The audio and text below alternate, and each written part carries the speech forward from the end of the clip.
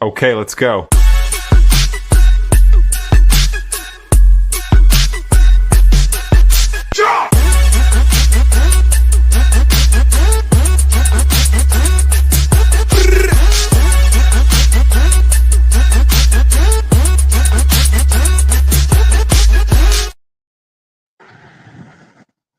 What's up, What's up, everybody? everybody?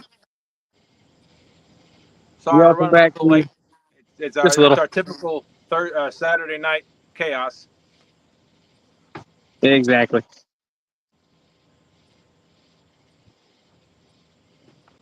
But yeah, we're here talking about Bluecats tonight. Arguably, some Absolutely. people's absolute favorites. Definitely the biggest of the three main catfish species chased for in the United States, or North America at least. And yeah, Dustin's out chasing bait as usual. And Yep, go ahead. I'm boatless. I'm fishing from the truck tonight. So the boat is on hold in pieces, kind of. And hopefully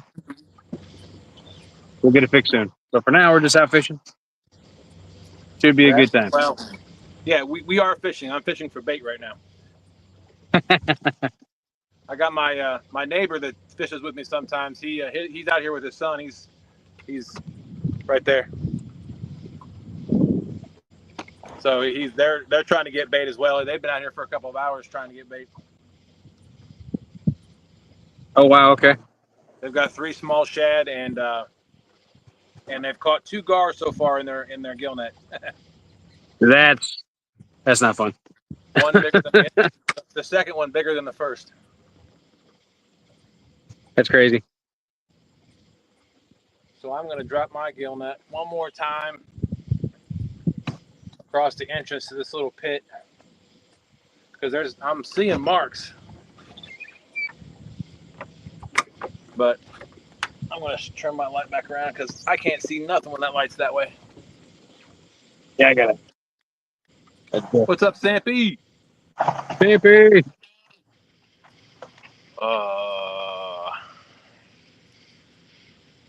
We got 4 people in here thus far.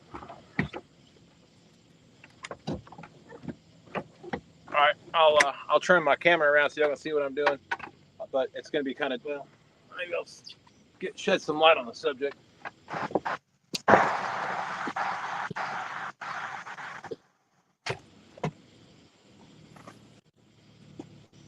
Maybe we should have an episode where the people teach us how to fish.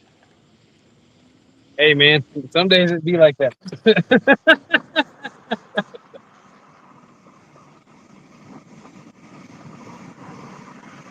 That is just part of it. Look, lady in the house. Greg Burgess, hello. Good to see you guys too. It's good to see us. Good to see you as well, my friend. For those who have any idea of where I live in Chattanooga. I am bank fishing off of Highway 58. So, have caught a 30 here in the past. Would not hurt my feelings to do so again. But we're gonna put in the time. We'll see what we make happen.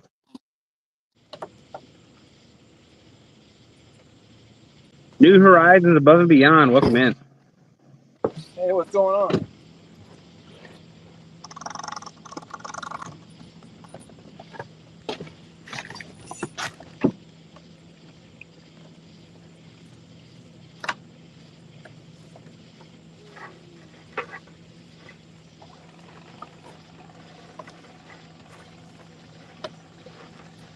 Hope to, look, lady. Hope to. That's for sure.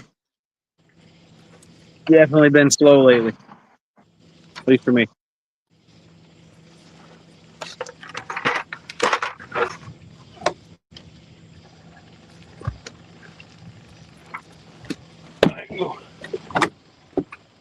I am definitely missing the boat, though. I could not see anything that was behind me, so I was hoping I wasn't going to run into anything. safe. But luckily you didn't. Although it probably would have got us a couple extra views.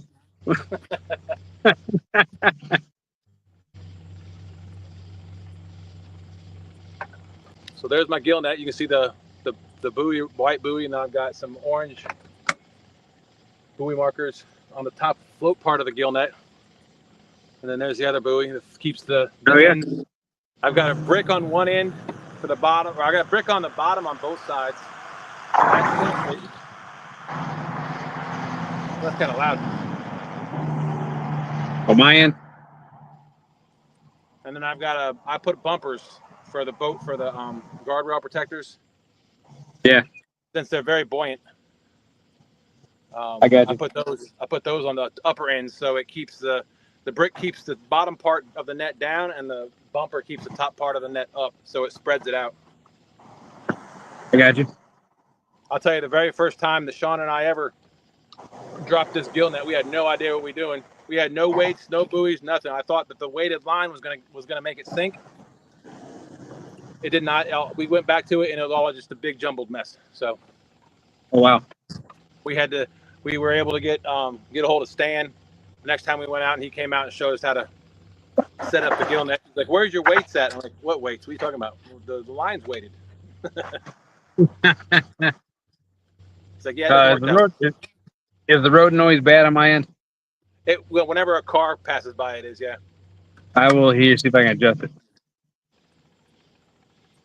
You're right. I don't need a stinking boat, but it's nice to have a stinking boat.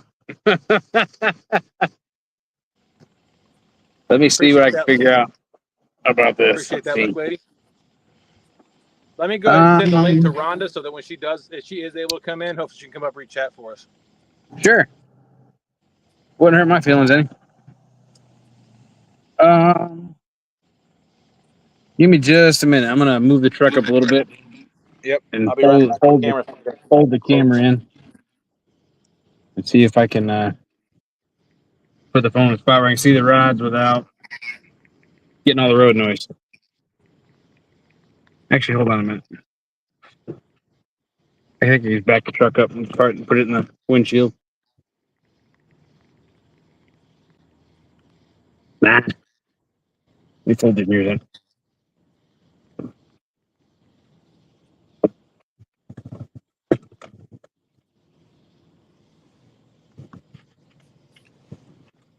Trying to make sure that, because I'm in a part of the river where the barge traffic can be heavy at times. I just want to make sure that no barges are coming around the corner. Sure.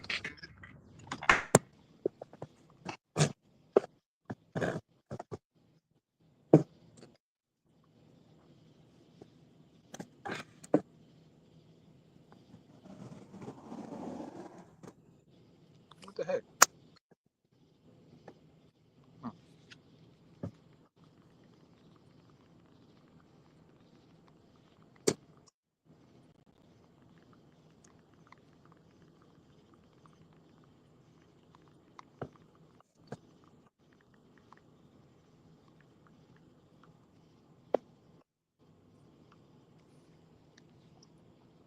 All right. Let me get back to chat real quick. Nobody else in chat. We'll Awesome. see if that's any better.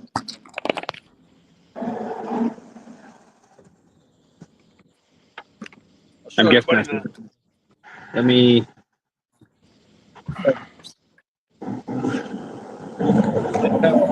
One shad of about average size.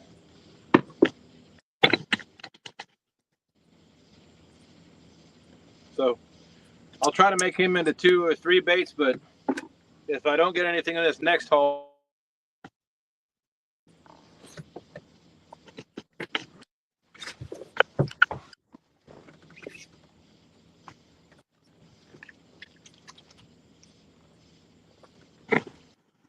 I want to tell you one thing. I'm over by the Dominion power plant, and I don't think I've ever seen it this dark.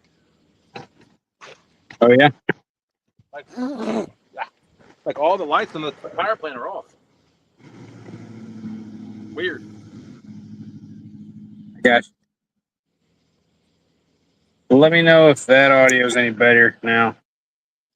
All right. Well, we'll know when a car comes across. What's up, 205? How you doing? Says good luck to y'all. Appreciate you. Appreciate it, buddy. Appreciate you taking the time to come in and chat with us for a second. Sharon Chavez in the house. Hi, Dustin. Yeah, good luck to us. Uh-oh. Miss Sharon, what's up? How you doing? I just saw lightning in the distance, but I don't think that's not supposed to be for a couple of hours. Yeah, that weather's been a nightmare this year. I know. For everybody. The good thing is I'm not far from the boat ramp. I'm literally probably on plane maybe a minute and a half, 2 minutes. Putting, I could probably get there in about 5. So did you pick the spot you're at because of the weather, or did you pick the spot you're at for blue catfish? Blue catfish, and there's a reason why. Let's talk about it. I guess I'll get into that now. Hey, Whisker Warrior Rebel Rivercast, what's going on, Doug Talley? Rob Fox says good evening, y'all, from the Buckeye State. OH. So if those of you, if any of you in here watched the, or if anybody watched the Top Cat that I was in this last Monday, I went into an area to drag baits that is pretty good in my opinion. There you go. Pretty good in my opinion. I thought this time of year, but I was wrong. I got 0 bites dragging baits in this area that I caught my PB in. Like I felt like everything was going my way. What's up, Guerrero Bagre, my friend? How you doing?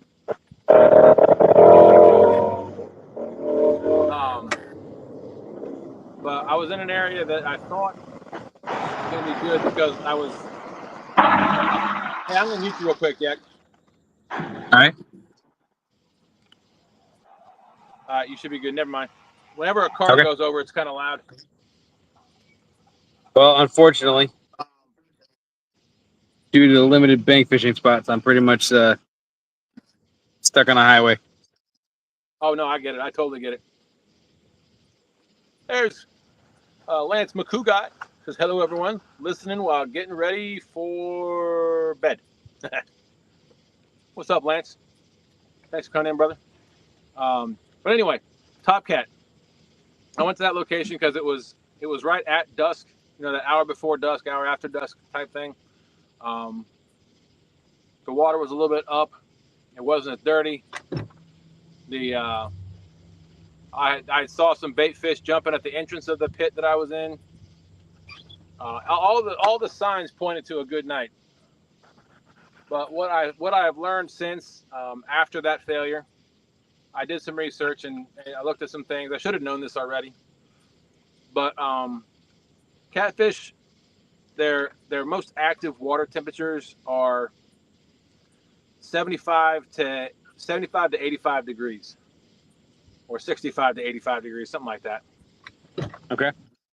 Well, the water temperature in that part of the river was 90 degrees. So, alrighty. And I think, and it was shallow. So I think because of the temperature of the water, I think the fish were deep, and I should have gone deep. I got you.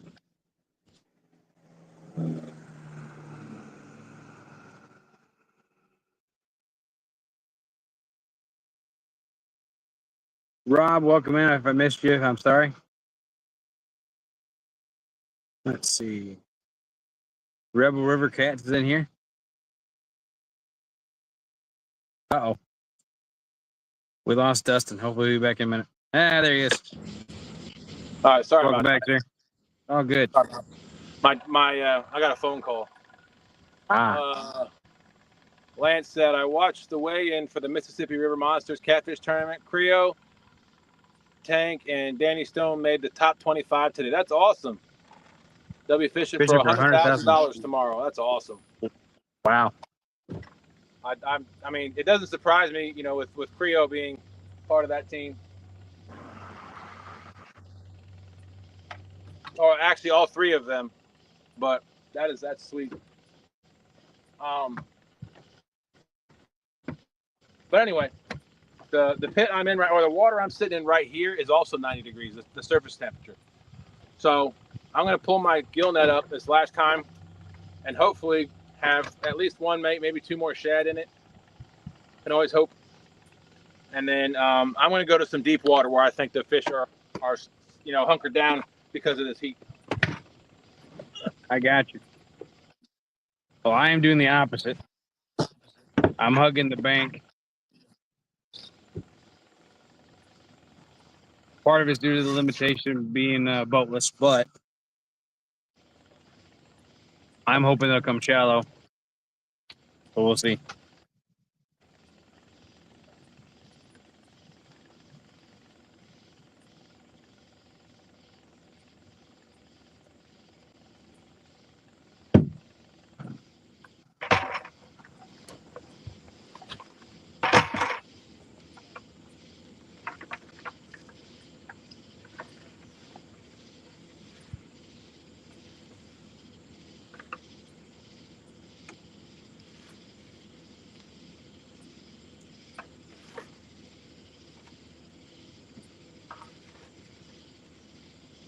Not looking good.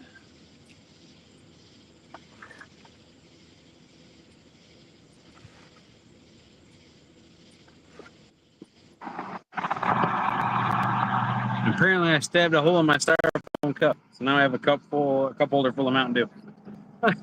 Oh man. Yeah. Bang girl, welcome in.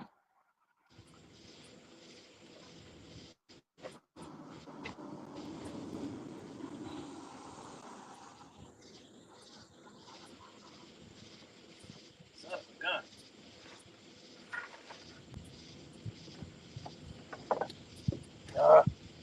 While Dustin's One thing I hate chasing about my the fresh gill net. bait. One thing I What do hate you about hate? the gill net on this boat is the snaps.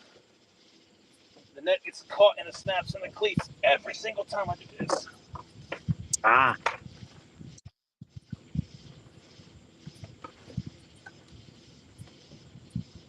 Nope, nothing. well, dang. Like I said, I've got one that's gonna have to suffice for now.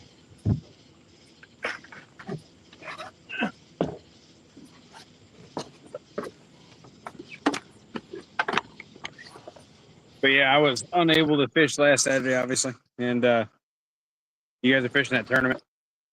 I went out Sunday morning. I thought I had the boat fixed. And man, when I tell you that I found every piece of bait in the river, I found it. They were so thick where I went. But all I brought was a bumping rod. I didn't have a casting rod with me. I didn't have a net with me. It was not my brightest moment. Well, I wish they were thick here, but they're unfortunately not.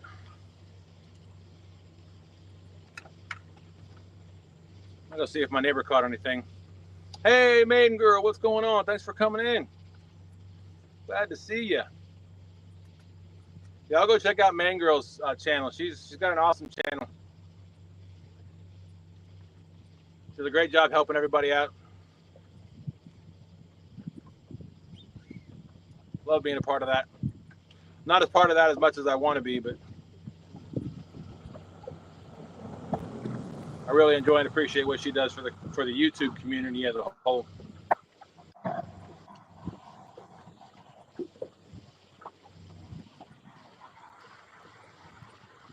I tried to adjust the mic to help with the vehicles, but It is what it is.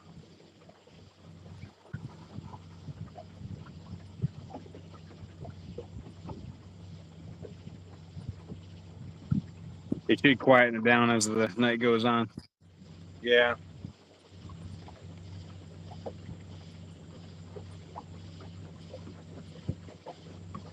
What's up, Jish?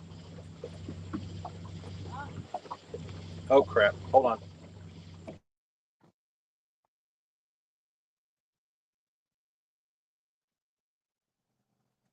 Nyah, nyah, nyah. Living Waters, welcome in.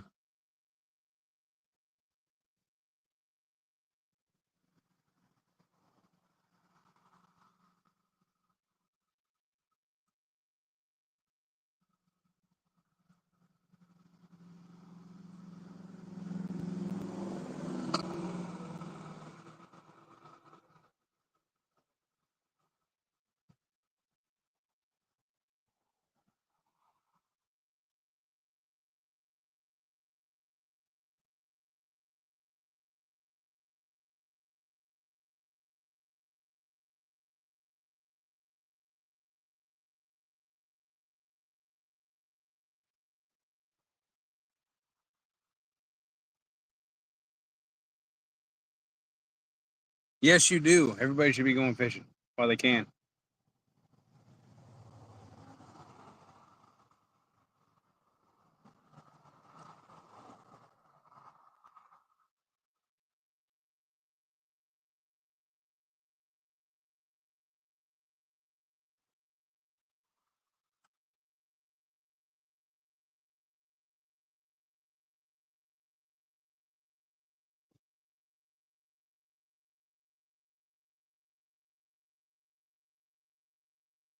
Woohoo!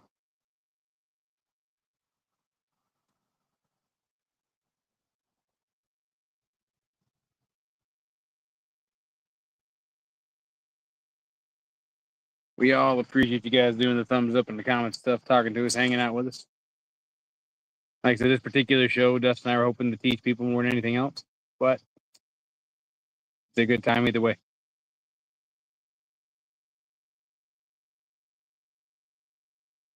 Fish on, Ed Evans. Good evening. Dustin was hollering at his neighbor who's fishing next to him. He's out trying to chase some bait before he starts fishing.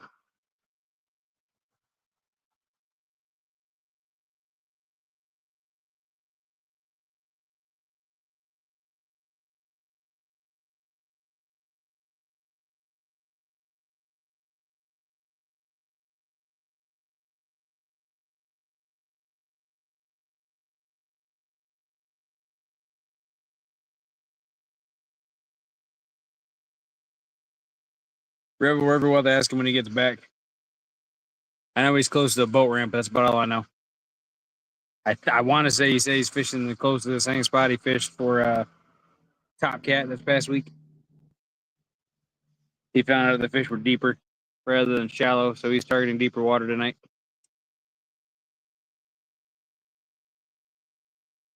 Whereas I am bank bound and trying shallow. So one of us will be on them, I'm sure.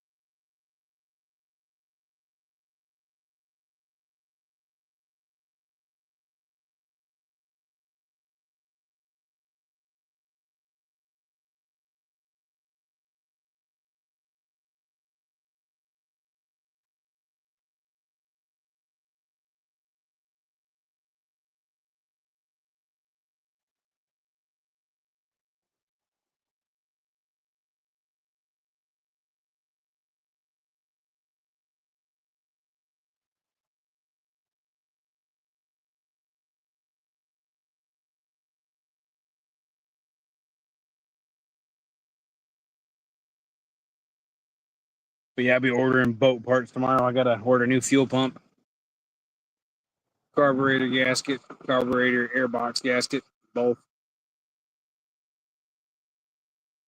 Might go ahead and order a carb rebuild kit while I'm at it. Had to get a new fuel line and fuel line bulb combo because the one I had, the one direction valves broke on them. So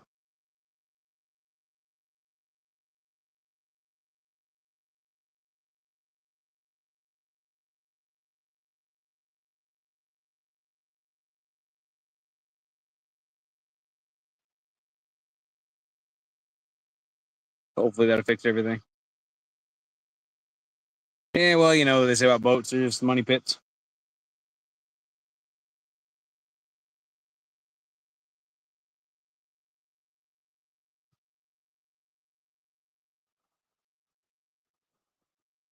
Definitely a nice tool though when you need them, or when you are fishing in a crowded area and can get away from some people.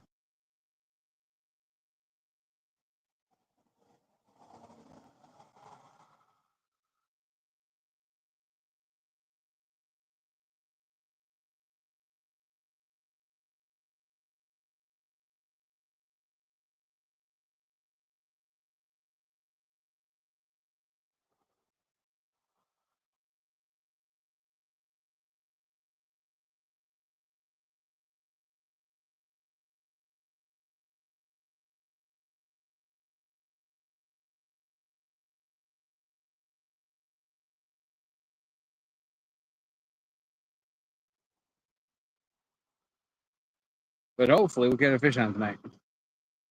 Yes, yes. I don't have 1,000 to break out on it, but if I can get this motor running, I'm at the breakout 6,000 to get on it. So that's how much it'll cost me for a new 60 horse.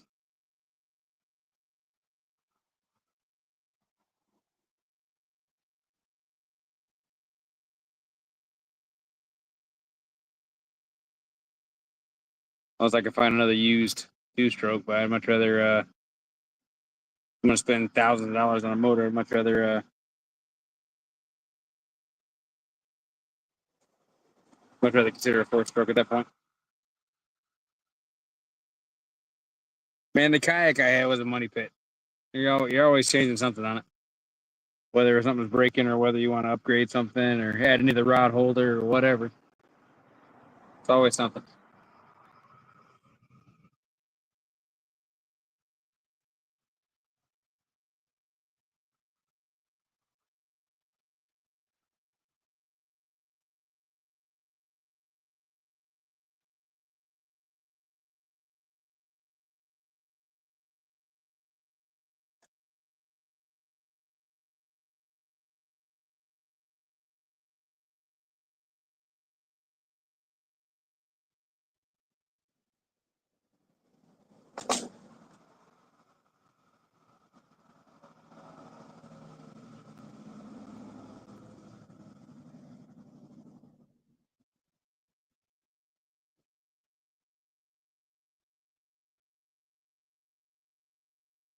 I don't know if Lance is still in here, Greg, or he may not be keeping an eye on chat and maybe listen.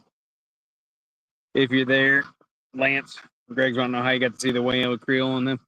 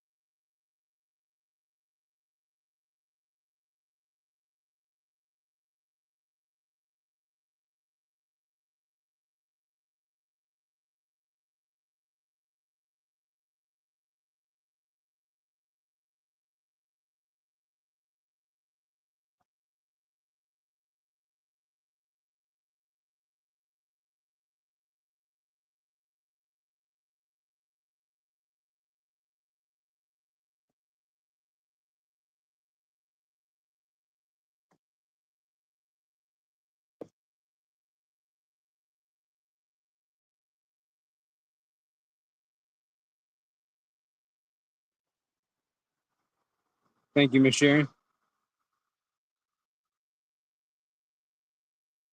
That's pretty cool to man in the top 25. I can't imagine fishing for 100 grand. Welcome back, sir. Yeah, sorry about that. I was they caught some more shad up here on this point, so I'm gonna drop my net one more time to see. I'm not gonna leave it down long. I got you. Well, there are people wondering about the area you're fishing in. I told them I was pretty sure the spot you fished Top Cat, but they were asking what part of the river you're on tonight. No, I am not. I'm on the James River, but I'm not in the same spot where I fished Top Cat. Oh, okay, got you. I misheard you earlier, I guess. No, I was just talking about the pit that I was in was about 90 degrees surface temperature, or 88. Okay, I got you. And I'm near a different pit, and the surface temperature right here near this pit I'm at here, which is upriver from where I was at, is still 89 degrees. So my thought process is I think the blues are going to be deeper where it's cooler. I got you. And then, you know, that very well could be the case. I will say they're running like no current here. When I checked it last, they were only running 19,000. And it's been the highest it's been the past 2 days is 23, I think. I saw yesterday. It just continued to go less and less and less. I guess because it's not really been raining.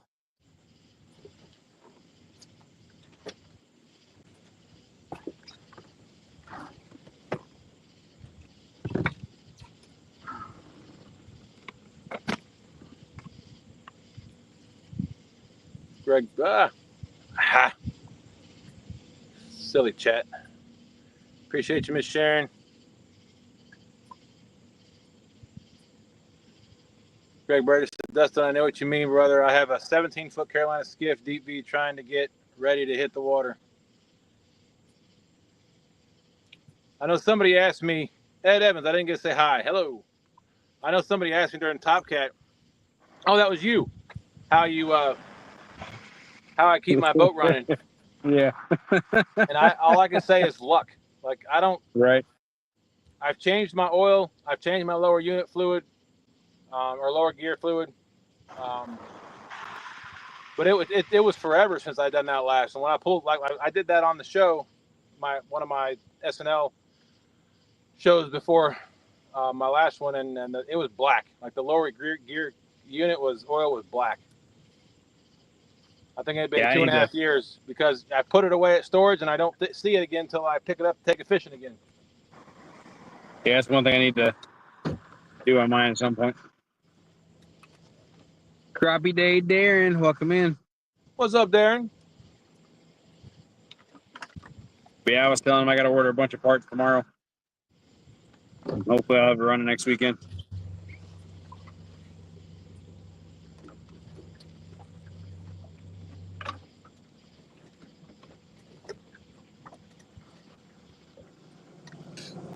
Hoping I get at least one more shad than this drop right here. Hope we do, man. And I do apologize for the road noise, guys. I know it's rough, but I am on the side of a highway right now. There was one other spot I was going to try to fish, but I didn't have any battery packs charged, and I was afraid the phone would die. So decided to stick it out on the side of the highway. I get that. I worked on that boat all afternoon trying to get it to work, but found out that the one-way valve on the priming bulb was broken. Oh. Man, I went ahead and got a new one, which thankfully made me check the piece that attached to the tank. It had, I guess the previous owner had used liquid thread tape or something. It was all gunked up in that end piece, so that wasn't helping any, obviously.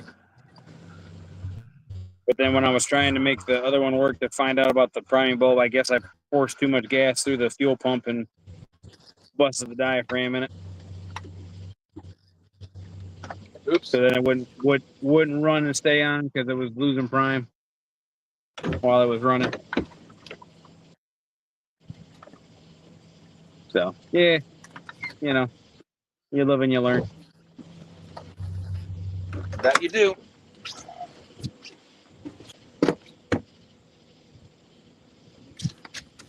But I did get the green light, like I said, if I can't get this one working, to either get a new motor or a new boat. So, we'll see. I'm sorry, what was that? So I got the green light from my wife, though. If I can't get this going, I can either get a new motor or a new boat, depending on what makes more sense at the time. Nice.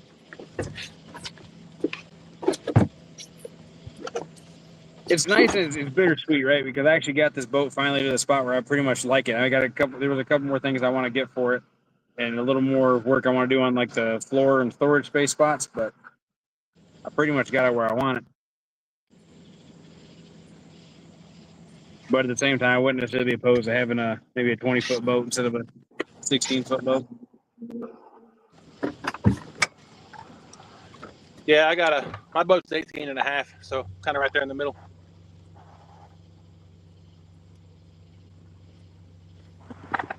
Just for giggles, I was looking at boats around here, and of course there's the Bass Pro Shops. I was looking at the trackers because they're welded aluminum, and they got the 21 something cc. It's 21 footer. They're brand new for 23 grand without any of the pieces or the bonus stuff. But I can take a lot of the stuff off this boat and move it if I did do that. That's crazy.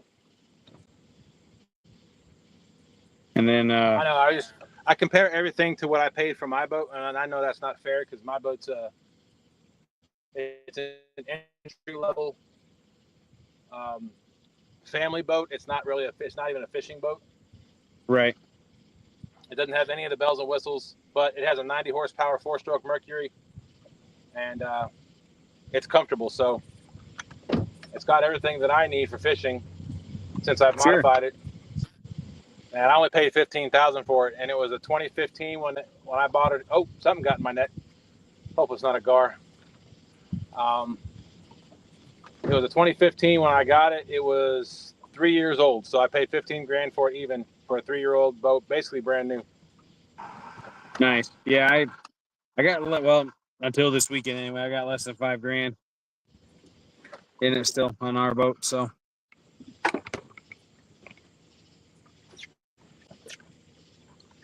Yeah, something just ran into my net and pulled all the bobbers down. That's typically a catfish or a gar. Well, if it's catfish, then at least it's a successful show. Yeah, I already caught one catfish. Oh, yeah? In the net, yeah. It looks like I got something because the bobbers. I'm going to turn the chat off for a second so I can see what you got.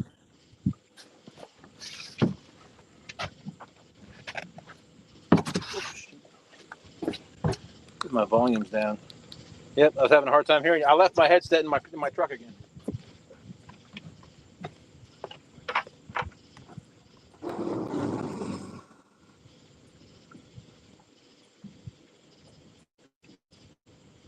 This net is tore up.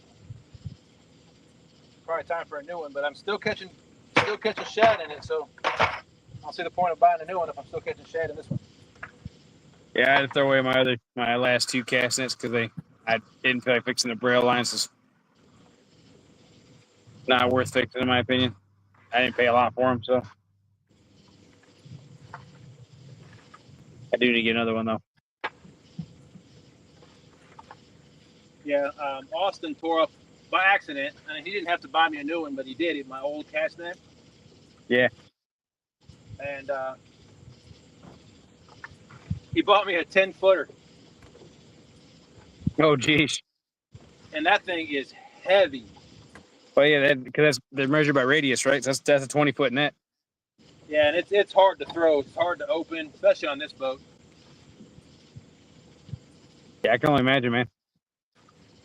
Greg, I have not, man. I thought I had a bite a minute ago, but it wasn't enough to take it down. So I don't know if it's an angry bluegill or what. Could be a turtle. Who knows? It was on the freezer burnt skipjack, so we'll see what happens. I got salmon flavored Asian carp, I got garlic flavored Asian carp, and I got freezer burnt skipjack out right now. So, well, whatever ran into my net did not stick. So I'm just gonna go cut that one I have and just use it.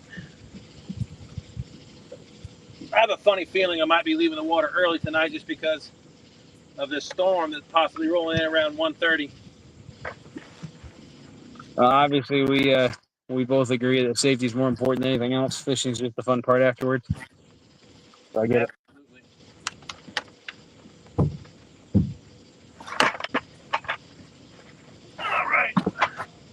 All right, let's go fishing.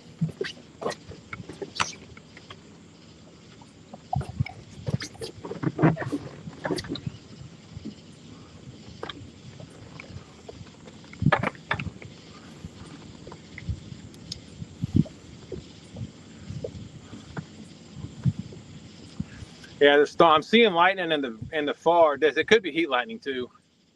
That's true. But when I looked at the radar, there's supposed to be a storm rolling over this area at about 1:30.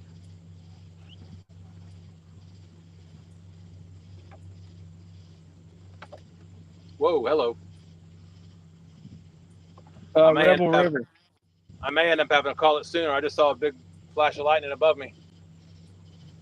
Well, the difference between heat, from my understanding, the difference between heat lightning and regular lightning is the sound of thunder. If you don't hear thunder, I'm under the impression it's okay to be out still. But I don't know. Yeah, there's definitely no thunder with it. So, but that was the brightest I'd seen. Right. I know. Yeah, that's definitely heat lightning. It looks different too. Right. It looks more of like a red, yellowish color. Yeah, usually it's like a yellow or red. Lance, be safe, man. Appreciate it. Rebel River, it depends on whose chat you're in. We are streaming to 2 different channels. If you're in one chat and the other person you're trying to talk to is in the other chat, then you won't see them. I'm gonna flip over to the radar real quick and check the radar, see what it looks like. Sure. That's why we try to read the chat and read all the comments so you guys can keep up with each other. Miss Sharon says, thank you, Darren. We're doing much better. How about you? Hope you and yours are doing well. Greg said hopefully he can get out and going fishing since all the storms have gone the past 3 weeks. I've had low pressure areas over me, close to 15 inches. That's a lot of rain. I'm getting off the water. Okay, man. Well, be safe. That was I'll stay on the phone, but that was just a bolt of lightning I saw. I got you, man. Be safe.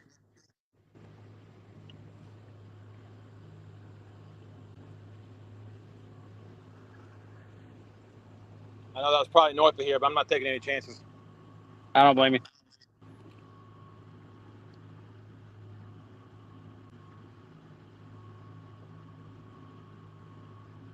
Yeah, 12:47, about 1 o'clock it's supposed to hit the city. And it looks like a pretty nasty storm coming through.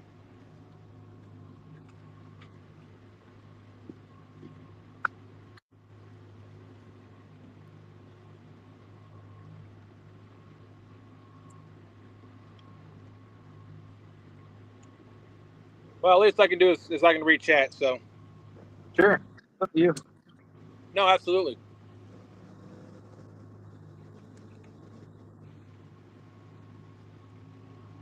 Luckily, you're not that far from the boat ramp.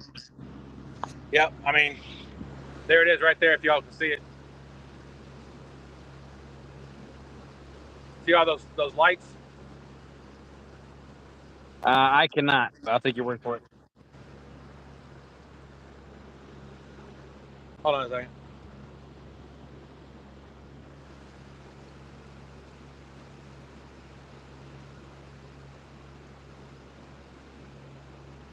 See the lights in the distance, the string lights and stuff?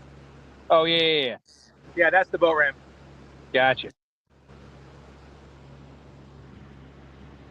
I mean, I'm not but 3 minutes away. It sucks, but like I said, I'd rather get back, get the boat loaded up, and head back to drop it off before this storm hits. Sure. So I don't like fishing during the daytime in the summertime because it's too dang hot. But then because it's so hot, this is the problem we have at nighttime. Yeah.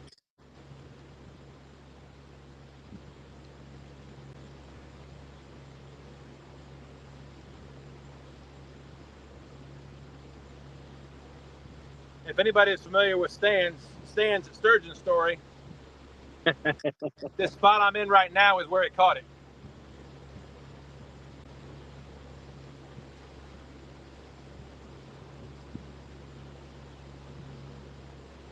I don't know who this Stan guy is. Never heard of him.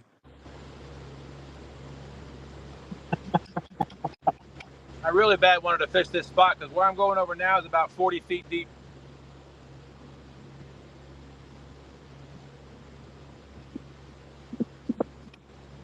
Actually 45 feet deep right now.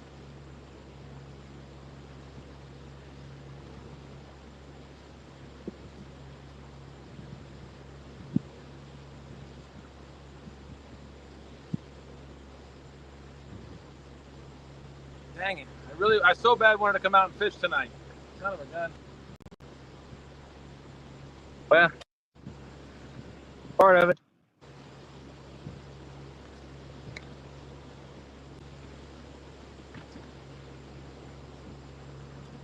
Sharon said it's coming that way, guys, so obviously we need it too.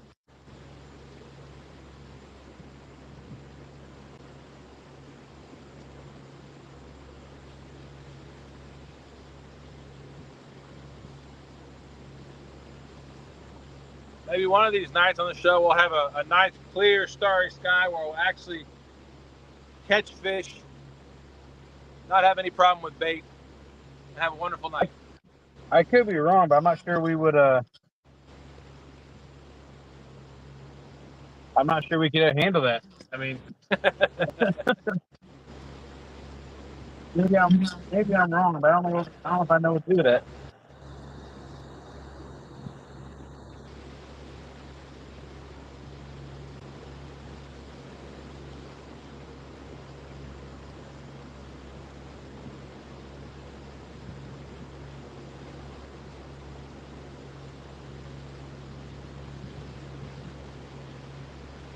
Still annoyed I busted a hole in my styrofoam cup.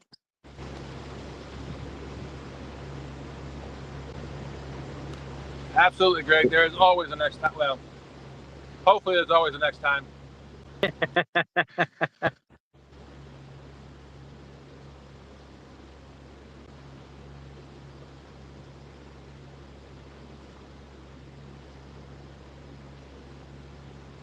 Yeah, if this was just heat lightning, I'd probably stay out. But that bolt of lightning I saw, not taking a chance. I don't blame you, man. Like I said, you and I are on the same page. Now I'm kind of glad I didn't catch any extra shad. I only had to kill one shad. That's fair. I don't like catching too much bait and having to waste all that bait. Right. I mean, a lot of it if you think about it, you're cutting it up, you don't catch the fish, you change it out, then it's wasted anyway. But it's not the same. You're right. I mean.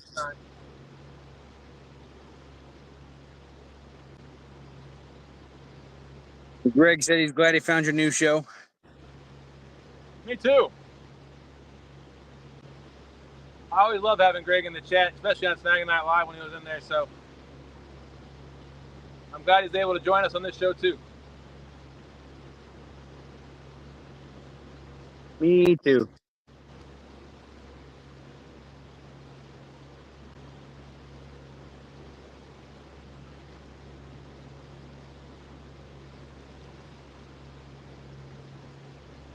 I will say, out of all the docks that I've had to, hey, Mrs. Yak. Woohoo! Out of all the docks that we have to launch from boat ramps, this is probably one of my favorites. It's not as lit up as I would like it to be. But what makes it your favorite then? Because whoa, hello.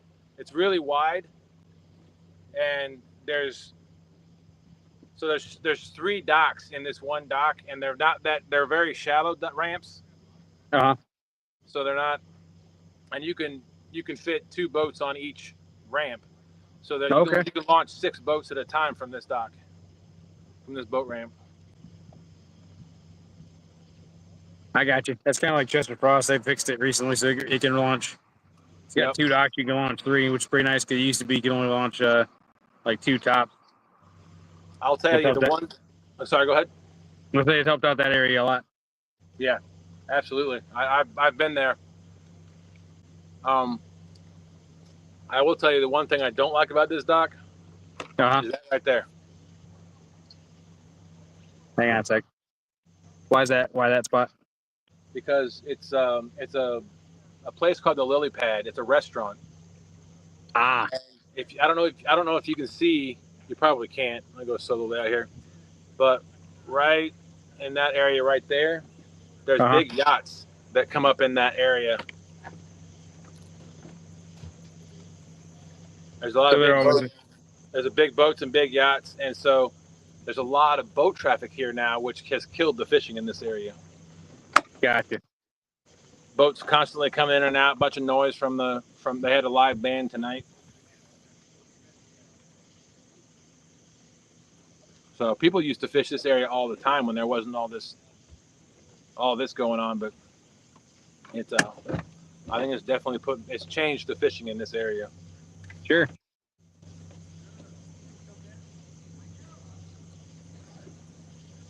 Funny little story. Unrelated, obviously. My wife texted me. She said, "Hey, I heard a loud bang downstairs." Turned out it was our smallest cat. Apparently, she must have found something and was chasing it.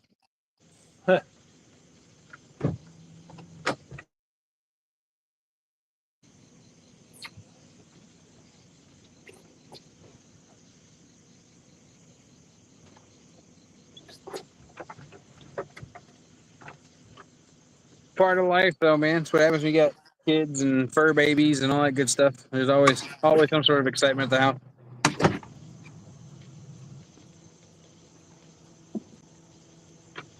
Crap. Don't break. Ooh.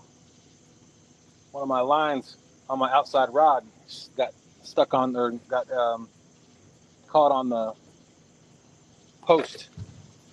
Ooh. Luckily, it's just snagged up. It didn't do any damage. Right.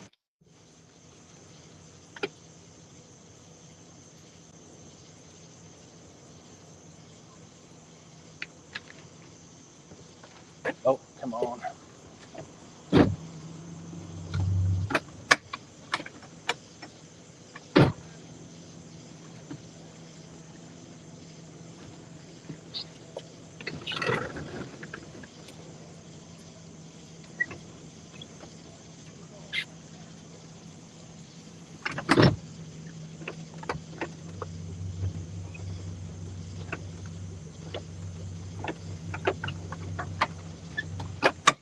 You know what I wish they made? What's that? I wish they made some sort of a tube that was about 2 feet long that was full of like LED lights, like really, really bright ones that you could like stick like a kind of like a sleeve over the rod tip to make the glow in the dark part charge up better. Oh, yeah. Hey, business idea. There you go. Yeah, maybe.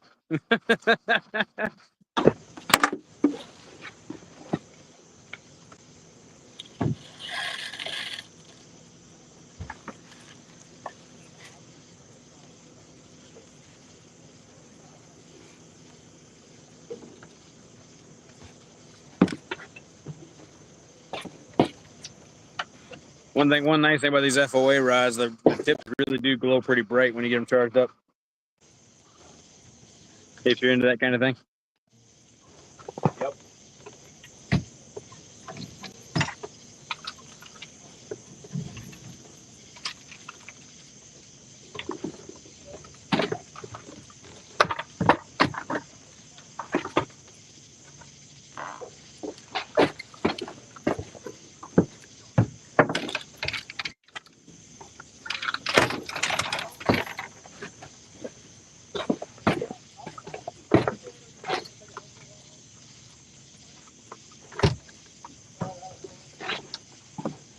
Sorry, I'm packing everything up real quick. Are you good, man? You do what you gotta do. I'm just reading chat as it comes up and waiting to hear one of these rods go off. I do have my bait runners going or set, so the rod should still bend, but I should hear the reel. The only downfall from fishing in the truck is it's pretty easy to fall asleep. So, are you actually at Chester Frost where I was at? Where we were at for the gathering? No. I'm on Highway 58 across from Chester Frost. Actually, It won't pick up. It's too far away from where I'm at. But literally straight across. You know where those islands are outside Chester Frost? Yeah. I'm on the highway on the back side of those islands. Oh, across from Chester Frost. Like I could see it from here, but it's nowhere near casting distance, obviously. Gotcha. Good night, Miss Sharon. Thanks for coming in. She said she's heading off for the night. All right, Miss Y'all Sharon. have a good Thank you night. so much. Stay safe. Oh, that's what I'm doing right now.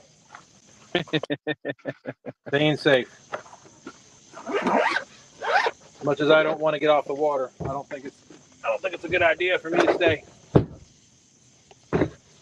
Like I said, I do not blame you at all. I just hope my neighbor feels the same way. Because they went the opposite direction. Ah. They launched from the same boat launch? Yep. I got you. Yeah, matter of fact, my boat trailer is parked right next to his. Okay.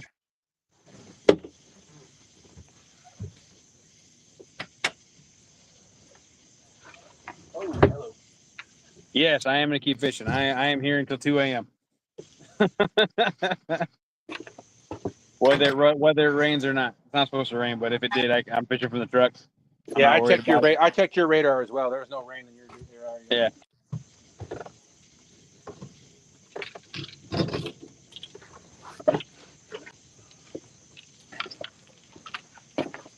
The only thing I got to worry about over here is highway traffic and couples trying to make out in front of me and hopefully not in front of my camera.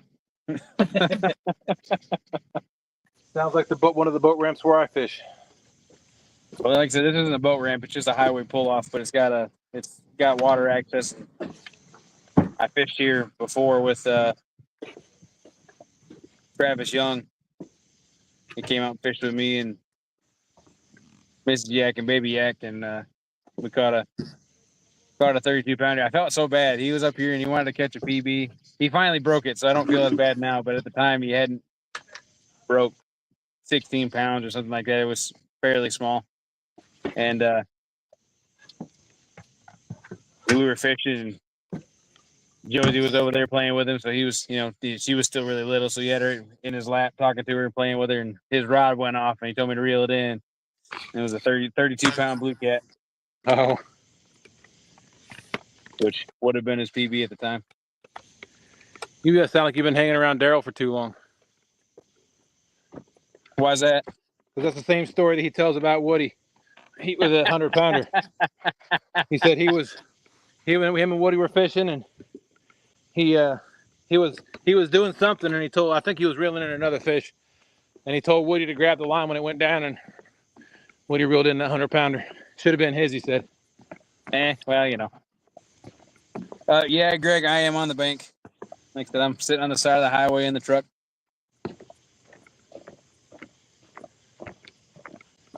Just relaxing. I was unable to get the boat running today, so really want to go bumping. I was hoping to bump with this episode, but like I said, one, the boat's not working, but two, they're only running 19,000, so it'd have been rough. I probably would have had to go down to either Nickajack or Watts Bar to get any kind of current, because those two, with them being shallower, they tend to run more. It's not really necessarily more current, but because of the way the dam is shaped and everything, they let out the same amount of water, but in a smaller width, if that makes any sense. So there ends up being a little more current there in those two spots typically. Even when they're not running a bunch of extra water.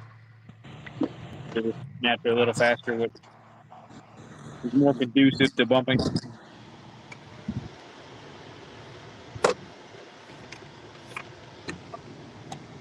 I did have a backup plan, though. If I did go to that spot, if I went below Chickamauga, I was going to fish the bridges.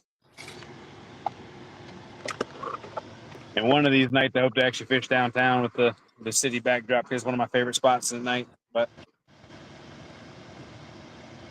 it's not safe to fish from the bank down there anymore. At least not as much as it used to be. Plus, you got to pay to park, which I'm not a fan of.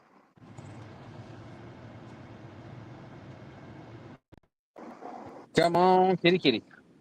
Here, kitty, kitty, kitty.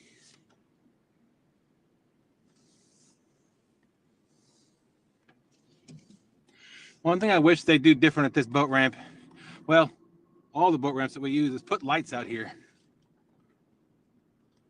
Yeah, I wish they would do that. They usually have like one street light right above the all the signs with all the rules, and that's about it.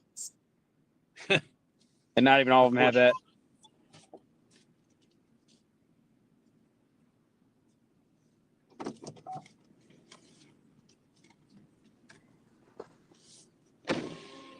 I say the two with the most lights around here. One is Chester Frost, Wolf Teaver Creek, which is actually behind me. I'm close to it. It's got a couple extra lights because it's got a fishing pier that's lit up. But then,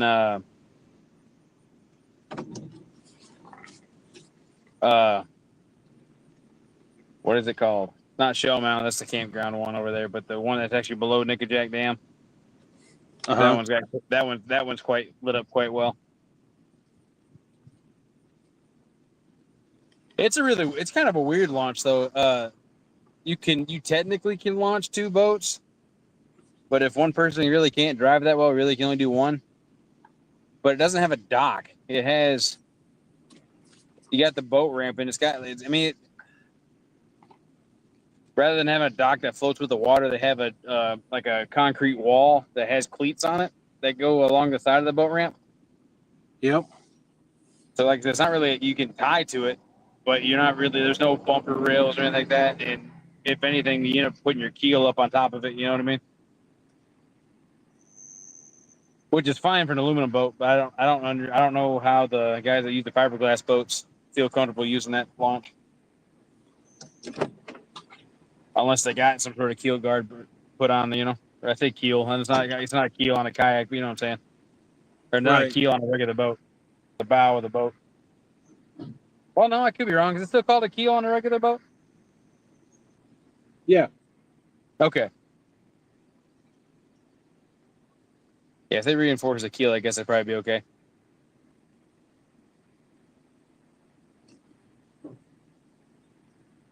You never really hear about keel guards, though, with regular boats, so I wasn't sure.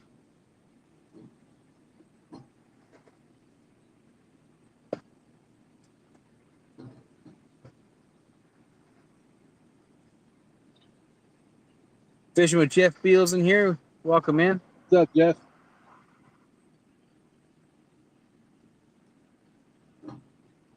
Oh, no, Greg, I'm sorry.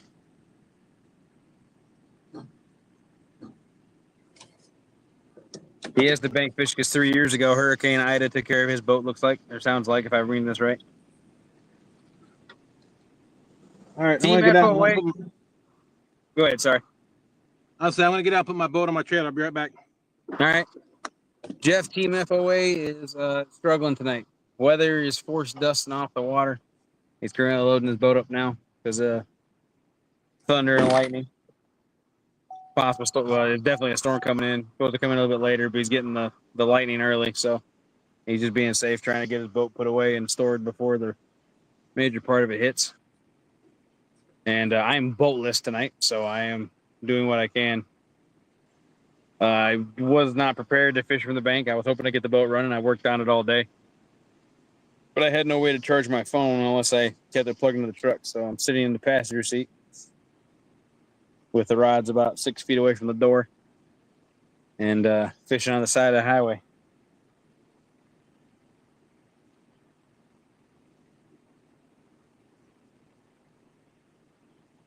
Hey, 20-pound fish is a good fish, Greg. I wouldn't complain about that.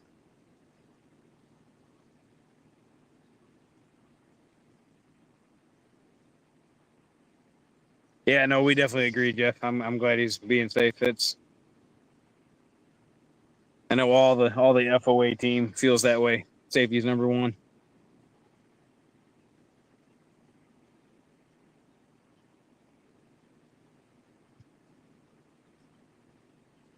Hunting and stuff. Welcome in, man.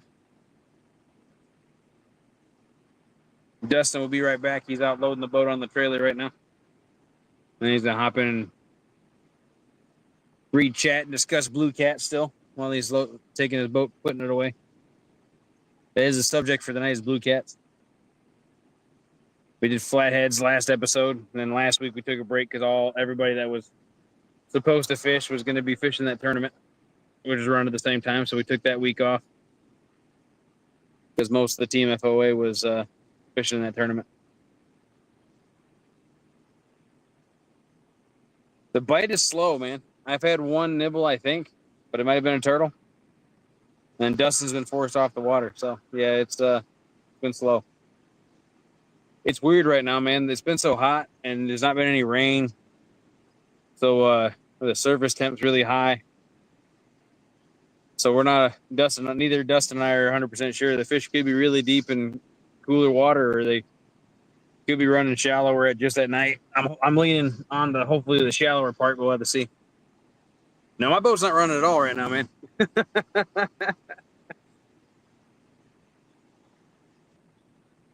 Not at all.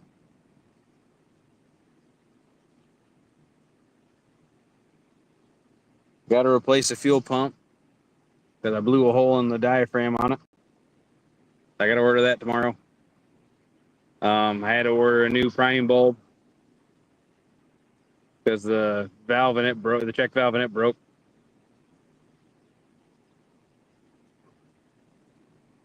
And yeah, just fix it piece by piece.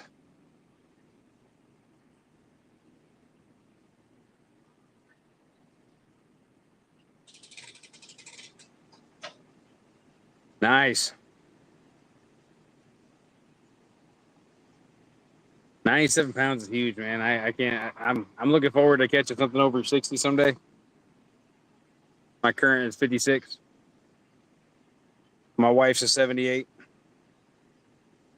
I wouldn't say a bad luck boat, just a first-time boat owner trying to be cheap, not knowing what he's doing. I'm definitely not a boat mechanic, man.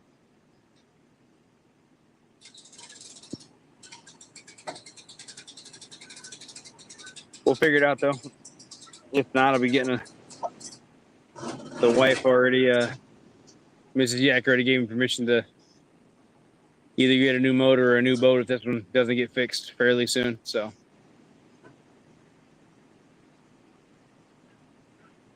time will tell.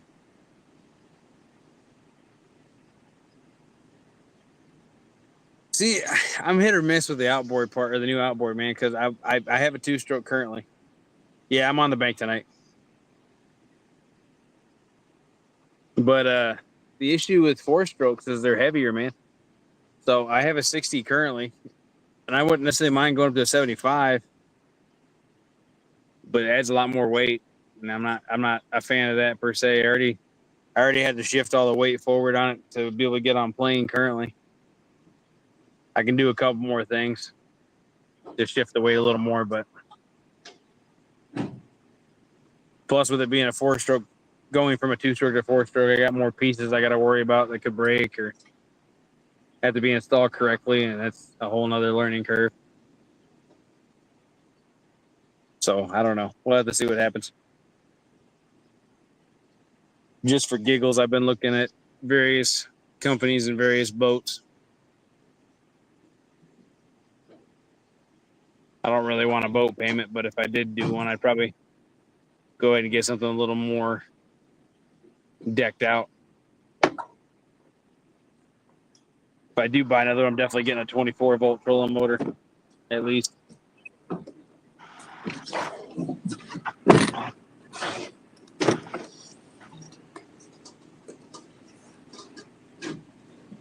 Not worried about having a live scope or any of that kind of stuff, but I wouldn't mind having something that had down scan and side scan.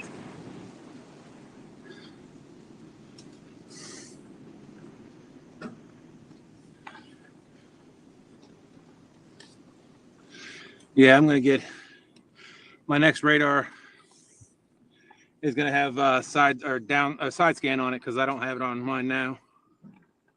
I think side scan's a lot easier to find bait with.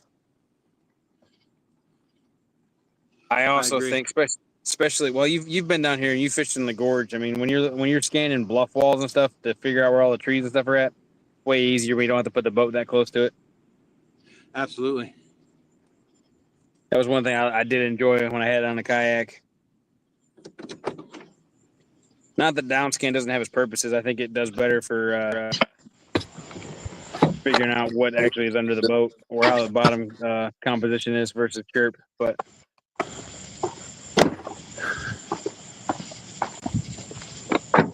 like I said, I definitely would want to put a little extra money in, get the 24 volt trolling motor, maybe 36 volt, depending on how big the boat is, and then that kind of thing. Greg, it's a 1989 Evinrude 60 horsepower two-stroke with the VRO deleted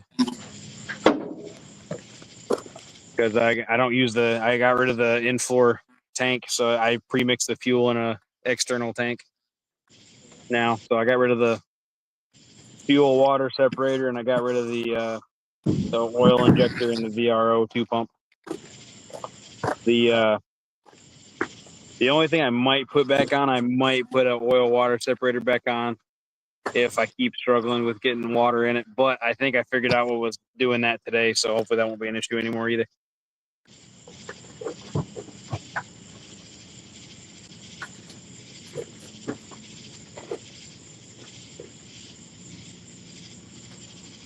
Mine's like 35, Jeff. He said, look for a nice used boat. His boat's about 50 years old. The possibilities are endless. And Crappie Date Aaron says he loves side scan. Yeah, I think side scan's awesome. I think out of all if you had to have just one forever period and never have anything else, I think side scan's the way to go, personally. Well, besides GPS, obviously you want GPS for mapping reasons. But you can do pretty much everything with side scan.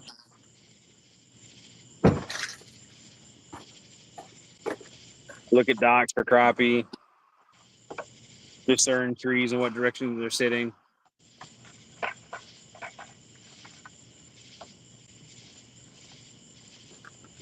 I will say, if I ever upgraded it to be any kind of live imaging anything, I'd want the 360 scan from Humminbird. I think I would use that a lot more than I would anything else.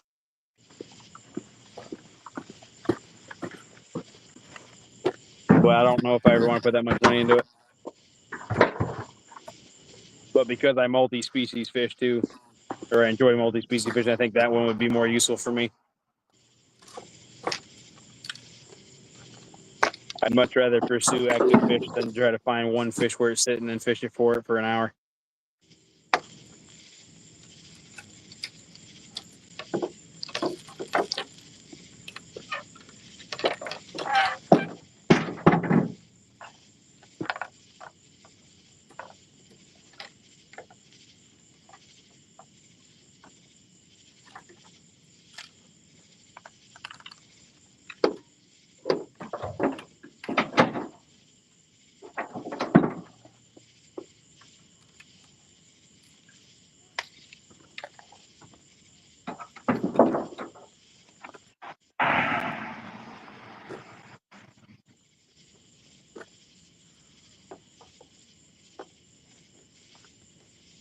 The highway's finally slowing down. Darren, exactly, man. It is expensive. Good night, Mrs. Yak. Love you. Hope you sleep well.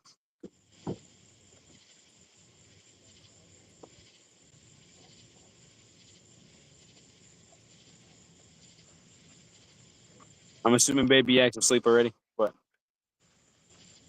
hopefully she sleeps well too.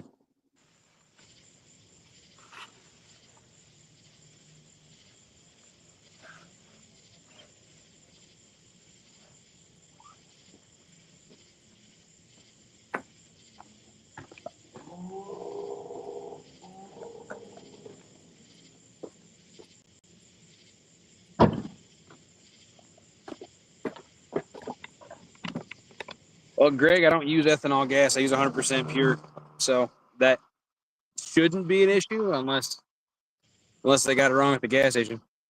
I'm still here, just to let you know. I just put you on solo layout since you're fishing. Oh, you're good. Appreciate that.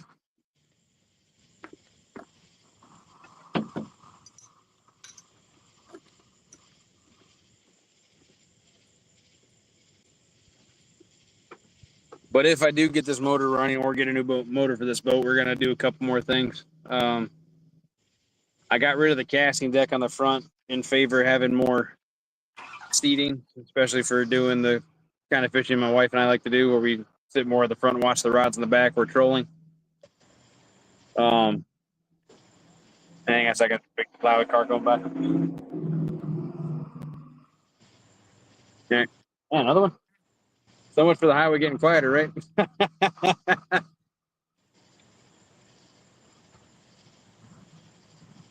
that should be better. But yeah, no, eventually I want to move all the batteries to the front of the boat and then get a bigger gas tank. The current one I got, the 6 gallon. I think I can get a 9 gallon to fit back there in the slot that I got. And if that happens, one, it opens up more opportunities of where I can go fishing at.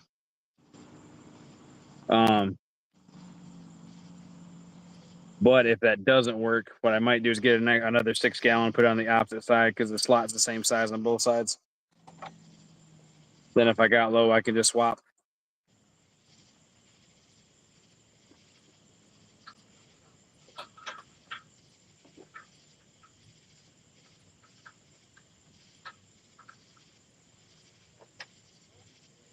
I will say one of my favorite things we did with this, the way it was originally it's a fishing ski boat. It's supposed to be a hybrid, right? So they had 4 seats in it. And if you had put those 4 seats in it, you had like no room left. So instead of, I only put 2 of the seats back in, and then we did the 2 coolers in the back. So you still had more seating that was safe to sit on.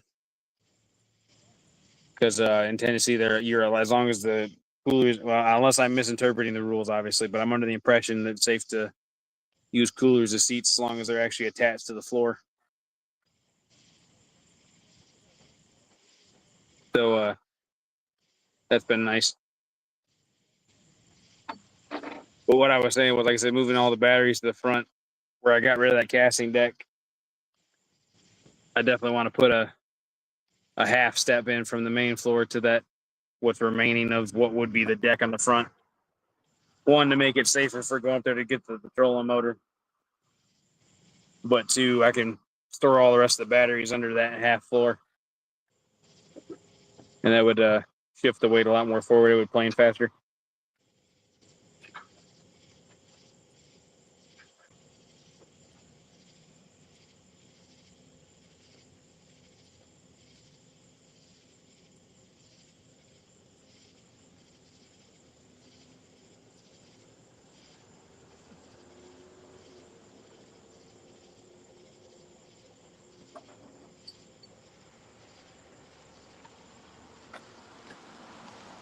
I'm glad I got off the water when I did. I'm hearing thunder now. Uh-oh.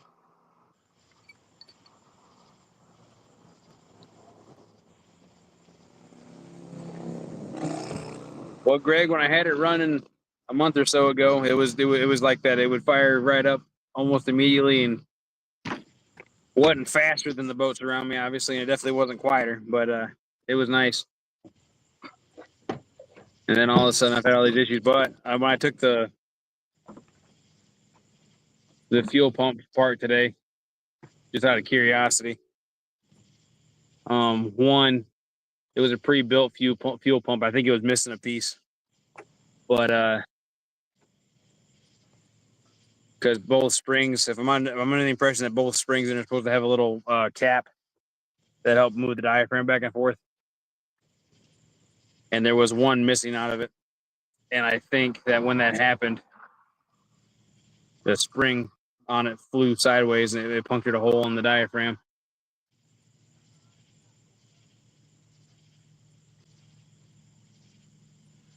Because I can get it to fire, but it's definitely still pumping gas into the carbs even when the motor's not running, which makes me think that that's the issue. It shouldn't be letting gas through.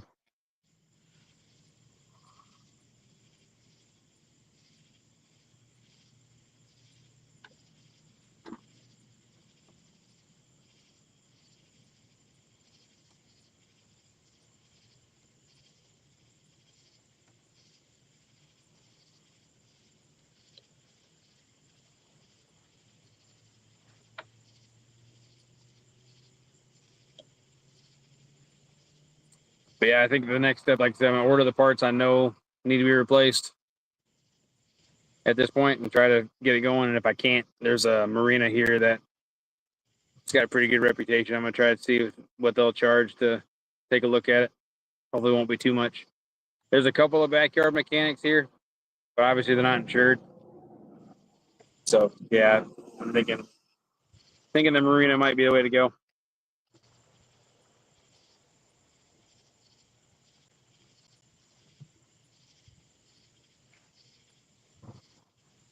Darren, I get it. Like I said, ours is I think it's 16.5 foot long, if I'm right. And like I said, with that split windshield, it can feel a little crowded, especially if you got more than 2 people in it. It's not bad though. Dustin's been in it. It's not terrible. Like I said, really getting rid of those 2 seats and putting those coolers down definitely opens up a little bit in the back at least.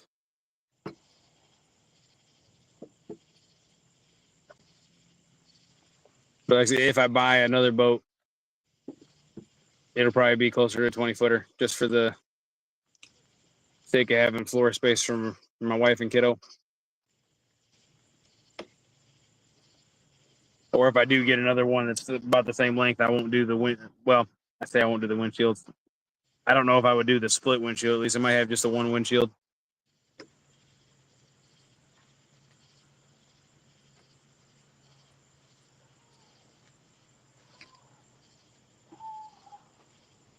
Honestly, I've fished in enough boats at this point. Actually, I still prefer center consoles.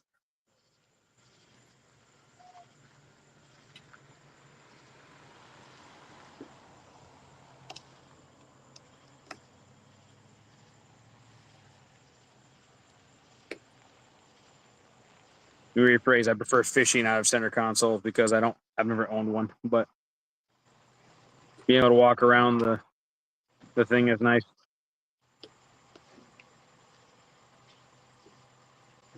Before I got this boat, we actually were looking at one. It was a Mako Pro Skiff 17, but wife really liked it, the way it was shaped, the way it rated and whatnot, and all that good stuff. But I didn't like the fact it was fiberglass and square in the front. And then I got the really good deal. Well, I say good deal. I'll say a good deal again once I get running again, but it was a good deal at the time.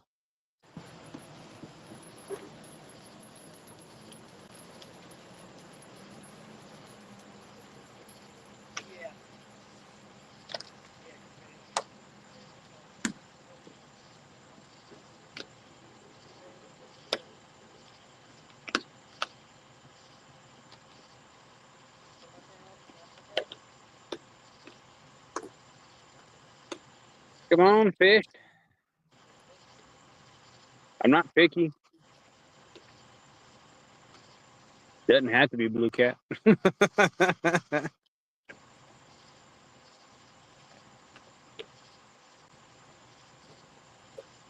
See, I thought about the tiller idea too. The only issue I could think of with the tiller is with me being a bigger guy, it might be even harder to get on plane. But I am working on the bigger guy part. Still hovering around the 55, 60 pound mark for Lost. Kind of plateaued right now. But yeah, I think 18 or larger would be good.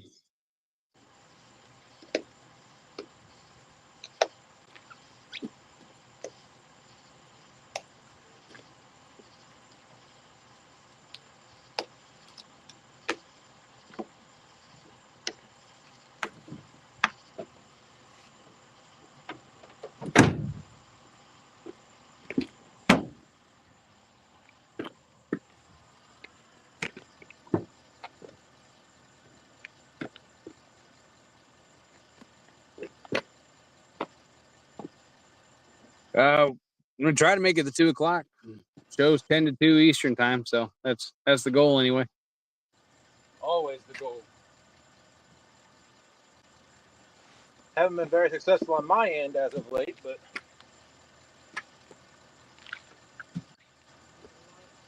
It's part of it, man. if it's not the tide, it's the weather. It's not the weather. It's Darwin. Or people fishing with braid at the boat launch. Or yeah, people fishing with braid at the boat launch.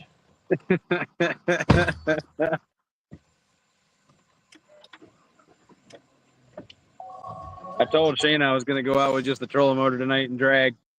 She said no, though, because it takes too long to get back to the boat launch. Yeah.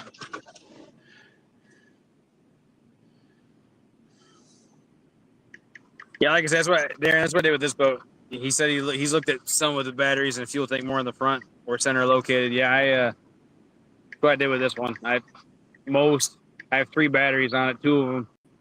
No, sorry, only one of them is in the front right now. But all the storage stuff, all the weights, the tools, all that stuff is on the very front. The live wells that were on there, I use them for tool storage because I have the pump disconnected from it, so I can't fill it up, which is fine. But if I got a new one, I would automatically route that stuff forward for the most part.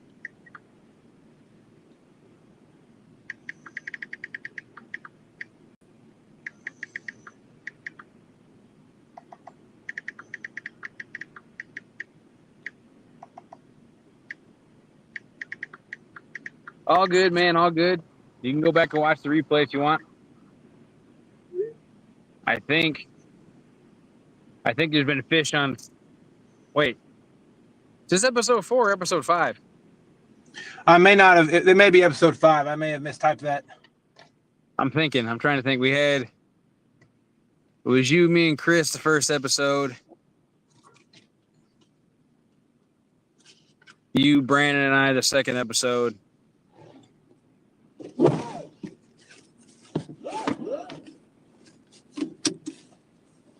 And then it was just you and I another episode.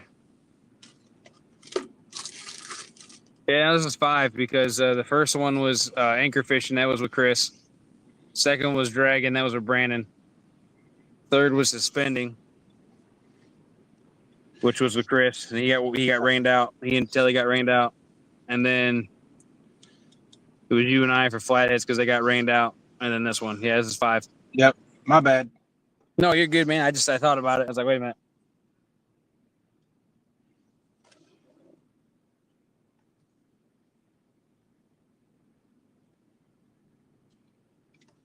Like I said, we took 2 weeks off total, one for the tournament and then one for the 4th of July.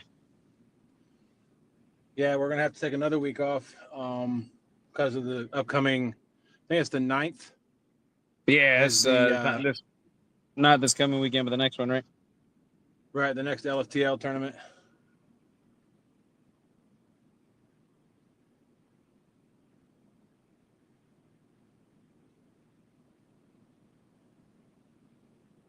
It's all good. I plan on being in that league next year, so.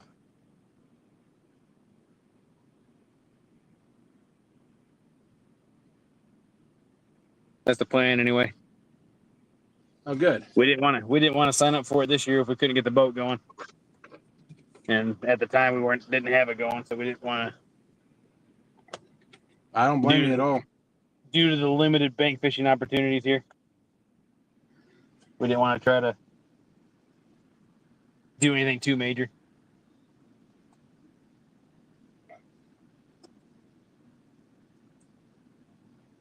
Hey, give me 1 second. I'm going to call my neighbor real quick. You're good, man. I'll be here. Exactly, Darren. Exactly. We're out here fishing. That's all that matters.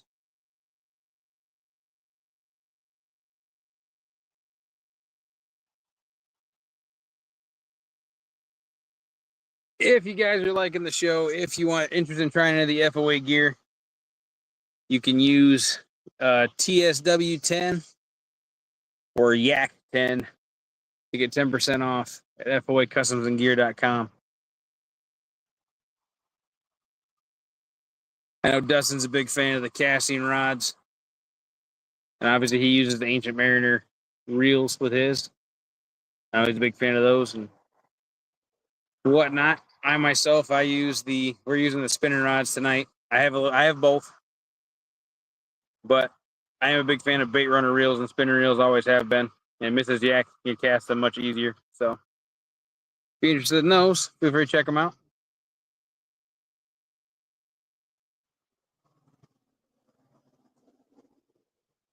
These are from the FN rod series. These are the BBSs for spinning. They're rated for up to 12 ounces of weight. Same with the casting rods, 12 ounces of weight, rated on both of them. But these spinning rods definitely load up easier, which is why my wife likes them so much.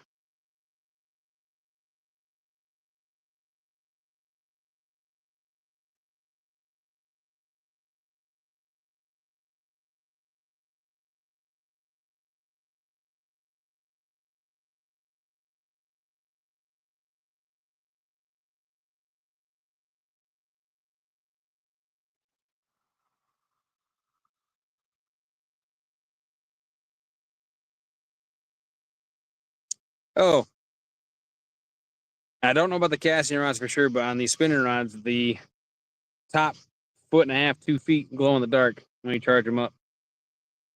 They look really good and they're really easy to see. Works great if you don't fish with lights. Oh yeah, no, those rods are great too. I have 4 of those from when I fished in the kayak, the 6-footers. I like those a lot too. I'm back. Welcome back, sir. I just wanted to call my neighbor. I don't think he realized the storm was rolling in as fast as it was, and I'm going to stick around and help him out because it's just going to be him loading his boat. I got you. I don't want him to have to load up in any. And if the storm hits faster, then I don't want him to get caught in the rain and thunderstorm without somebody here. Sure.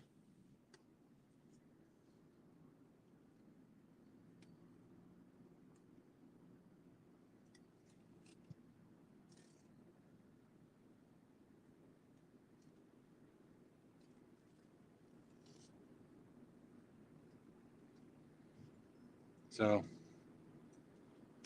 I will sit here and read chat while I wait on him, because he picked his son and his son's girlfriend up at another boat ramp just like the boat ramp where I got hit. No fun. And so they're over there, and he's going to drop them off and then come load up on his own. So I got you. Well, nice of you to wait for him. I'm sure you'll appreciate that. yeah, I mean, I'd want somebody to do that for me. So Sure.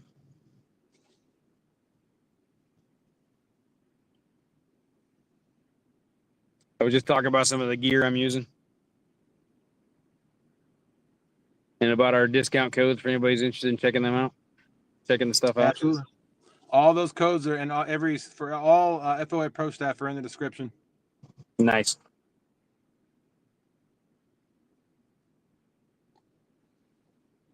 Yeah, I need to load up on some more. I need to get another hat. I still haven't replaced it from when I lost it at the gathering. I've missed that hat. It was a comfy hat. Yeah, I do like that. My FOA hat. It's a stretchy fitted hat, so it's one of those one size fits all. Yeah, well, you know how I drive at night, and I don't have a light. I need to get it still. I need to get the motor running first before I put any more accessories on it. But I stood up to drive that in the dark, and it was windy that day, and yoop. Yeah, I sometimes forget to turn my hat backwards, and that happens to me. And it's never like blown off and blown in the water for me. Now, Sean, it has done a couple of times. Right.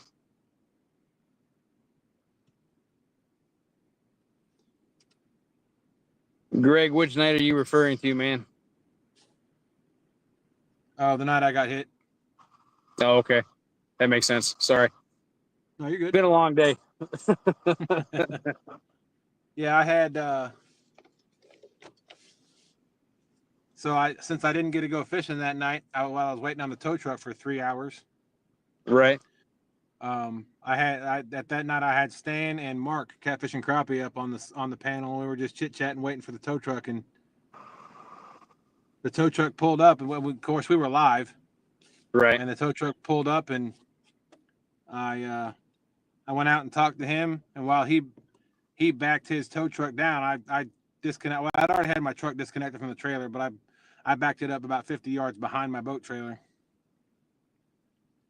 And at that point, I ended the live, but Mark and Stan were still on panel, like chit-chatting backstage. But I don't remember if I ever like if they were still like how long they stayed backstage, or if what I don't know how long they were back there, but I can't remember that.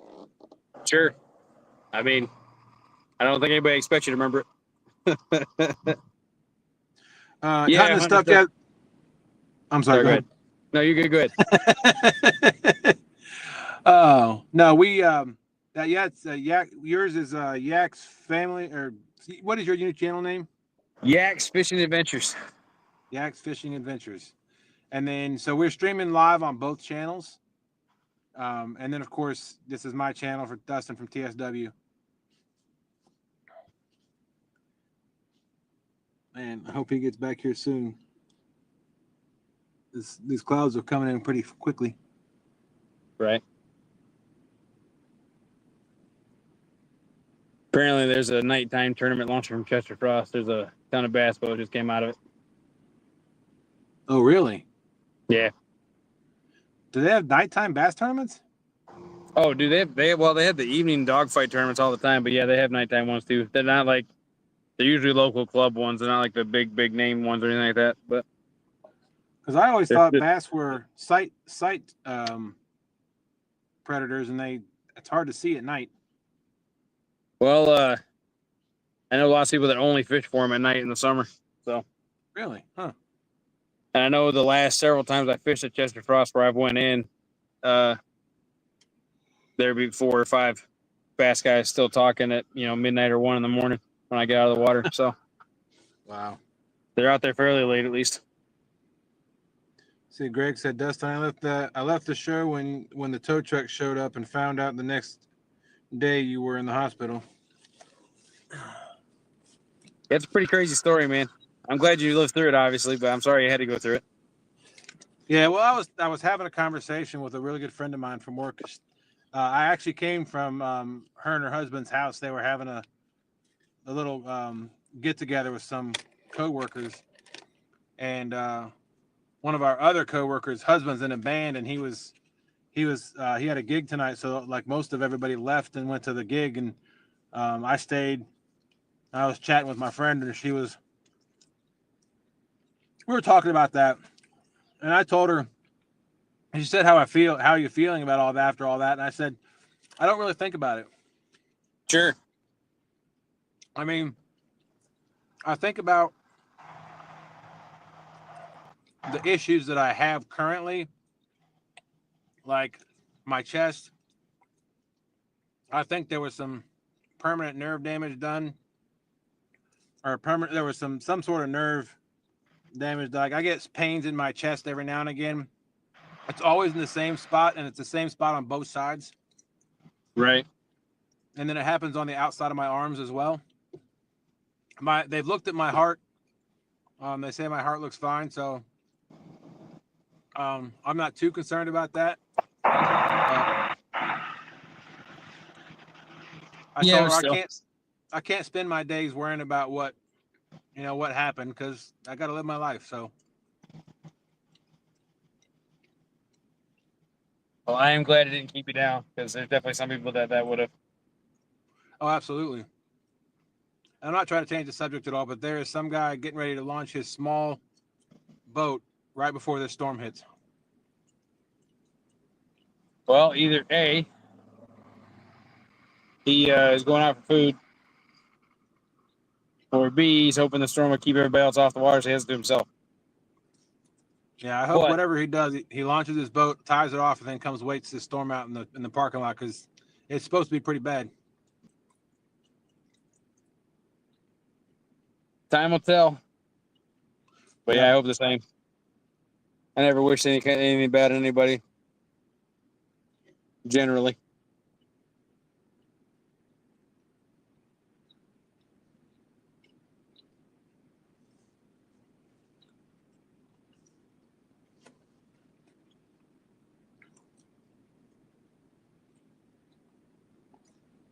Man, the fish are not cooperating tonight. Yeah, I think, like I said, depending on what your water temperature is, and if you're, I don't know how shallow you are, but if your water temperature is anything like ours in the mid to upper 80s, then I think they're deeper. They very well could be.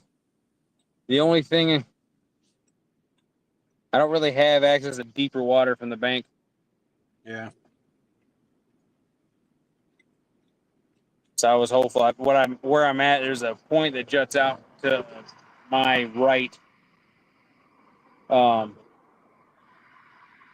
there's an old creek channel that flows in and around that point and down the bank here to my left, where the contour changes pretty different, pretty quick. There is one spot where I have access to deeper water that I could have fished, I guess. But it doesn't have a whole lot of bank space in the summer because the water's up. Gotcha. That's if it's even open. The authorities were threatening to close it if people kept dumping trash, and of course people are still dumping trash there. So, or they were. Yeah. That's one of the other reasons why I don't like going. Well, I'll probably never go back to that boat ramp where all that happened, but that boat ramp is notorious. There's a ton of trash. Like it's one of those boat ramps where there's one way in and one way out. Right. And it's tucked in back behind trees, and you really can't there's nowhere you can see it from the road. Right. And people go there all the time to, do the hanky panky, and they dump all sorts of trash. And that's why the buzzards are so bad over there. I still can't believe that story you told about Ed's truck. That I told Shana that story, and yeah, she was mad for him. Yeah, he was furious. I felt so bad that that happened to his brand new truck. There's no way you would have known that was a thing. Well, no, the thing is, I knew the buzzards were there, but I never had any problem with them. Well, I meant with the whole plastic or rubber they're using being something they crave. It's just nuts. Crappy Day Darren said, live forward. Backward can't be changed. Forward is up to you. That's absolutely correct. Speaking of, I'm in the potential process of a job change, so wish me luck, guys. Uh-oh. Well, good luck. If I get this job, it'll be more in line with my wife and daughter's schedule, which would be nice. That's awesome. Yeah, back on the 18th of this month, I hit my 20-year mark in my job. Yeah, the place I'm currently at, on and off, I've been there almost a decade, but it's been on and off. I don't generally like changing jobs unless it's a major positive change. I've only ever had one where I went backwards, and that was the second time I worked at this place when I got laid off from the chemical plant. That one I took a little bit of a pay cut to go backwards.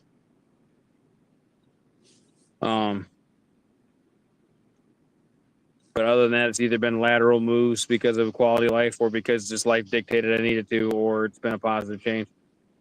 Right. This one will be a positive change in terms of work-life balance. It could be a raise. It just depends. It's also a field change entirely. It'd be going from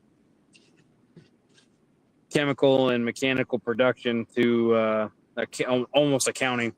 Like it's a complete change. Oh, wow. Not full-fledged accounting. I'd be working with an accountant, but it would be more bookkeeping than anything. Gotcha. But it's a different field entirely. I think I could do well. I do. My wife thinks I can too. I'm fairly good at math. Always have been. And generally speaking, I'm pretty easy to get along with. So, in terms of talking on the phone and meeting, figuring out information on stuff, I think it'd be pretty good.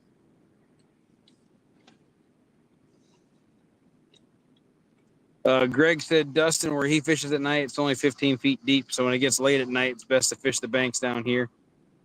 And he said, Dustin, my brother just retired from the police department after 22 years.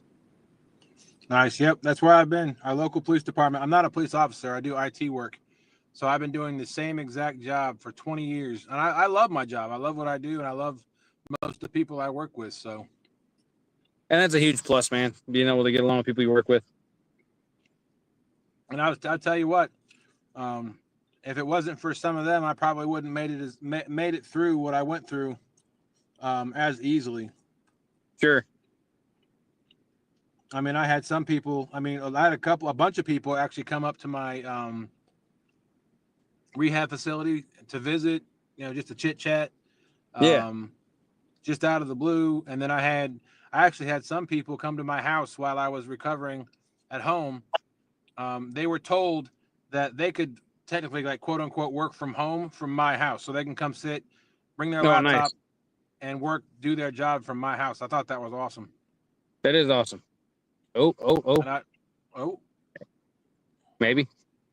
and there were actually people that took advantage of that, and I thought, I mean, you know, because when you're recovering and you can't really do much, you can't walk, you can't do much, you're just sitting there watching TV over and over again. You can't sleep because it's uncomfortable. It's always nice to have a familiar face and somebody to have a conversation with. Right hand rod, possibly, guys, getting nibbled. That's a skipjack body section. Let's do it. Freezer burnt skipjack. Come on, baby. Come on. He's chewing. Need him to hook up. Come on. Come on. Actually, I'm sorry. I think it'd be left hand rod for you guys. I think it's mirrored. But this is the one that's on I cast this rod. I tried to go to the back side of the point. I think I'm still on it, but I think it's close. Obviously, there's something messing with it. Could be a turtle, could be a drum. Who knows? It's definitely not a gar. Gar bites are pretty easy. Gar bites are pretty easy to tell. They smoke it at 100 miles an hour and quit it. Yep. Come on. Or all you see your rod tip do is bounce 2 or 3 or 4 or 5 times, and then just nothing. Yep. And then you pull your bait up, and the back end of it's chewed off. Well, the way I have this one hooked, they'd be pretty hard pressed to chew it off. As channel cat might be able to suck it off the hook. I don't know. That particular rod, it's a bigger piece of bait, so I put a river sticker hook on it. The garlic flavored Asian carp on the middle rod's on a smaller hook, and then the salmon flavored Asian carp's is also on a river sticker. I got a couple pieces on it to mimic a bigger piece of bait. So we'll see. I wanted to do 3 different baits, and I wanted to do different sizes because I didn't know what they would want. Right. I know other times of the year when the bite's hard, it seems like they bite better on one size or the other. But I'm also a firm believer it doesn't hurt to have at least one big bait out.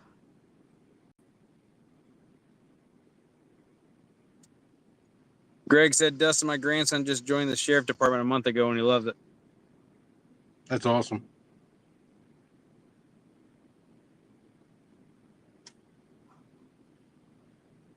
I will say, if I do have to get another boat, and I do have to end up with a boat payment, if this job does come with a raise, that'd be nice.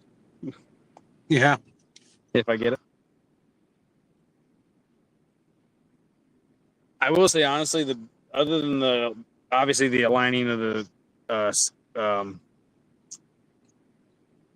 work-life balance schedule, matching with my wife and daughter better is great, and that's the main positive of this. But the other nice thing about it is it be in the heat in the winter and the AC in the summer. There you go. That's something I've not had since I worked in retail.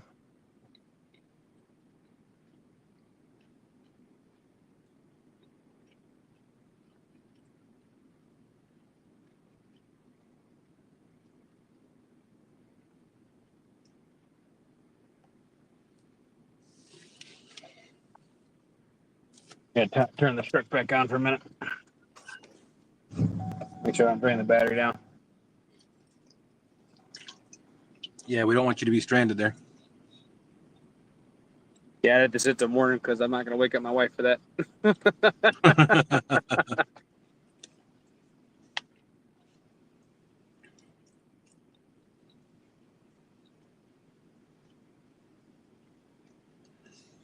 Greg said Dustin, his mother was a deputy sheriff when she was young. That's awesome. Yeah, my story as far as my career goes, follows a similar path. As far as before I was a kid, before I was born, my father was a deputy sheriff in Dodge City, Kansas, and then I don't know when he quit that, but then he went to being a truck driver, and we still lived in Kansas. And then January of 1986, I was 5.5. We moved to Colorado, where he became a police officer. Whoa, and he was a police officer in a small town in Colorado for 18 years.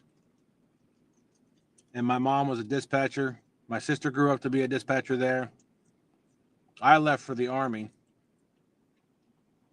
And I can still remember very vividly to this day, standing in the motor pool on guard duty, because the rest of my unit was out in California training, because I was getting ready to get out of the Army. And I thought to myself, what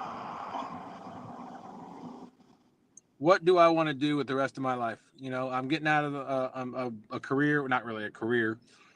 I spent 4 years in the Army, and I didn't really have any transferable skills, because the job that I did not transfer to the civilian world. I told the big guns where to shoot. So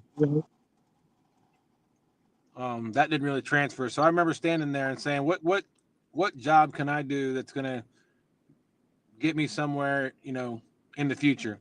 And the first thing that popped in my head, because computers were fairly new. I mean, they weren't new, but they weren't what they are today. So, you know, that's, you know, 25 years ago. And I thought to myself, computers, they're not going anywhere. Right. So I found a flyer, because I knew I was moving here to Virginia. I found a flyer for a college. Hey, Mr. John Parker, what's going on? Woo, John. Crappie Day Darren. So I got 27.5 years in, 2.5 more, and I'm retired. That's awesome. Nice. And Greg said his youngest son was born in 1980. I'm not going to tell you guys what year I was born. If you haven't caught in the last couple episodes, you don't need to know. Okay. Greg, can I call you Dad? Because that's the year I was born. Yeah, like I said, I was born 91. A 90s kid. I feel old. But anyway, so I went to college here in Virginia, did 1 year at the National Guard, and then I started a job in the same county that I work in now. But I spent most of my time, everywhere I went, I gravitated towards a police department. You know, somebody in the police department. For some reason, I always ended up around somebody in the police department. I got you. I came out to Virginia and visited my mom before I moved out here, and I met a friend of my sister's. Her name is Debbie, and she was working for my mom at the time at Office Max. Well, gotcha. Fast forward 2 years, I move out here, and guess what Debbie's doing? She's in the police academy. Nice. So, so I ended up, you know, around her. Then when me and my sister moved out here, she was in dispatch here in the city of Richmond, and I hung out in my my job before I had this one, doing hardware repair. All my downtime and free time where I wasn't busy, I was hanging out at the police department with the ladies there, just because I enjoyed their company, and I was really interested in what they did, and so that's how I got my job there. Charlie Wilkes in the house. How's the fishing, Dustin? Well, Charlie, you should ask Yak here, because he's the one doing the fishing. I'm sitting in my truck because there's a storm rolling in here, a thunderstorm. It looks like a lot of lightning anyway. I am also sitting in my truck, but I am fishing because the boat's down. I'm fishing from the bank. It's slow. We've had a couple of nipples a minute ago, and it's quit. So I'm considering checking the bait since we're 2 hours in. Normally, I would check the baits every hour, but I know that the skipjack piece I had was really, really frozen. And the other two pieces I'm not worried about them coming off because they're Asian carp. They stay on the hook pretty good. Greg said he's 72 in 4 months, and then Crappie Day Darren said 1968, and y'all can't even spell old. When I started my job, I was 25 years old. And like I said, it's hard to believe that I've been there for 20 years and I'm 45 now. Well, like I said, if you get along with the people and you like the job, I'm sure it makes it a lot easier. I've really had three what I consider careers in my life. You know, of course, the first one being school and stuff when you're growing up. Right. And then I joined the Army for 4 years. And then I had a couple of jobs. So I moved out here to Virginia in 2021. No, sorry, 2002. Yeah, in May of 2002 or April of 2002. And then I started with the police department in 2005. So, 3 years. Hey, give me a minute. I'll be right back. All right. What's up? You good? Sure, I can. Yeah, I'll be right back. No worries, man.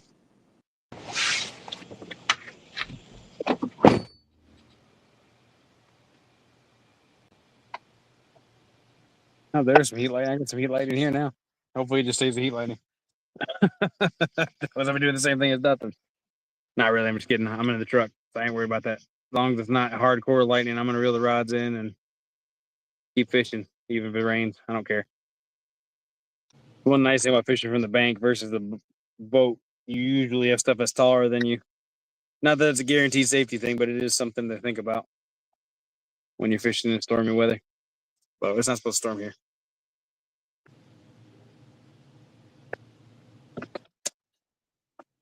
Hey, geek. Yeah, I'm fishing in Tennessee. I'm in Chattanooga right now. If you're familiar with Chattanooga, I'm fishing off of Highway 58, off the side of the highway. Wow, I can't talk. Fishing off the side of Highway 58 at the moment.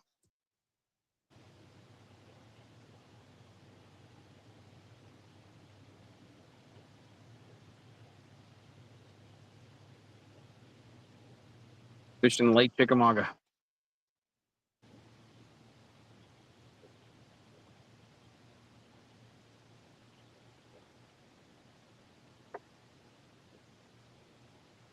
I got one more chunk of skipjack I can throw out. I think I got gizzard shad. I've not gotten any hits on the Asian carp, so I may switch it all back to regular cutfish. We'll see.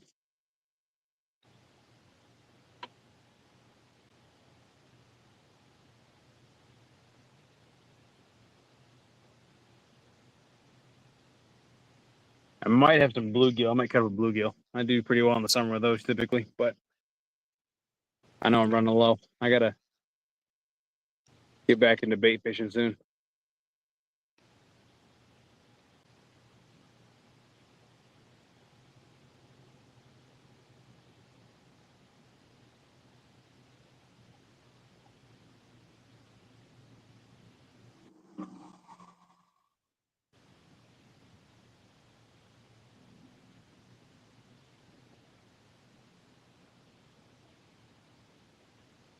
Oh, nice. Yeah, I know where the Susquehanna is at. Actually, I was there back in October. I didn't fish it. I was there for a wedding, but yeah, I got to see it. It's a beautiful river, man.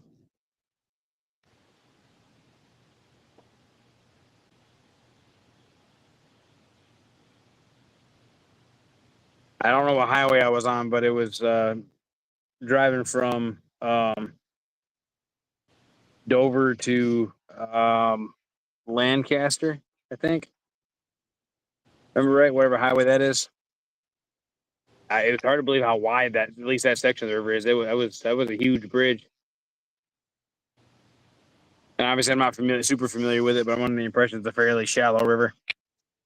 But it was pretty cool to look at. It was definitely a different view compared to what I'm used to down here with the Tennessee River.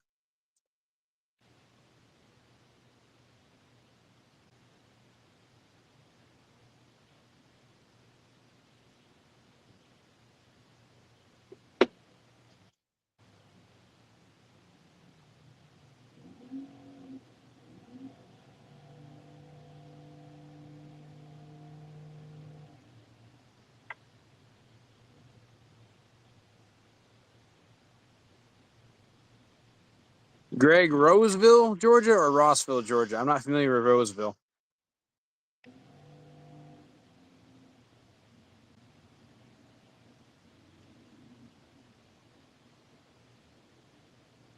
And Geek Yelta, remind me, it's either the Susquehanna, I mean, I could be wrong entirely, but I'm under the impression it was either the Susquehanna River or the Schuylkill River. One of those two flatheads are considered invasive, right?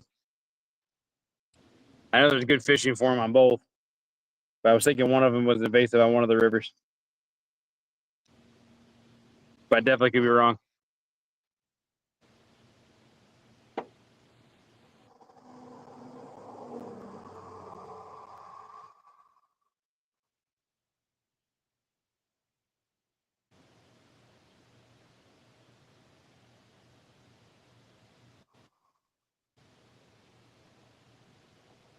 Okay, nice. Yeah, he's 10 minutes from me then.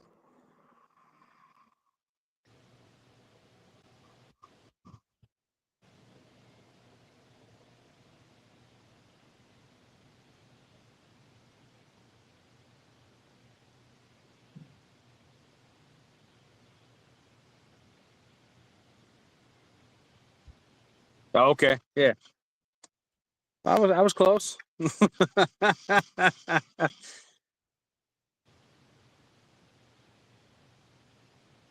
Yeah, apparently they're invasive in South Carolina too, on a lot of the waters there. I didn't know that either until recently.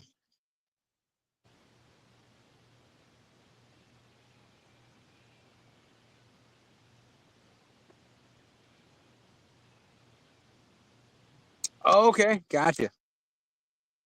That's cool, Greg.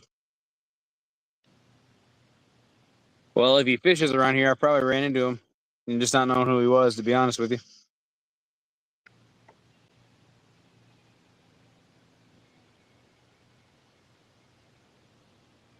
But if y'all bear with me, I'm gonna go ahead and get some more bait cut up, which means I gotta shift the camera for a second to get out of the truck. So give me just a minute, and I'll get the camera fixed back where you guys can see while I do it. But we're definitely gonna change the baits up, freshen them up.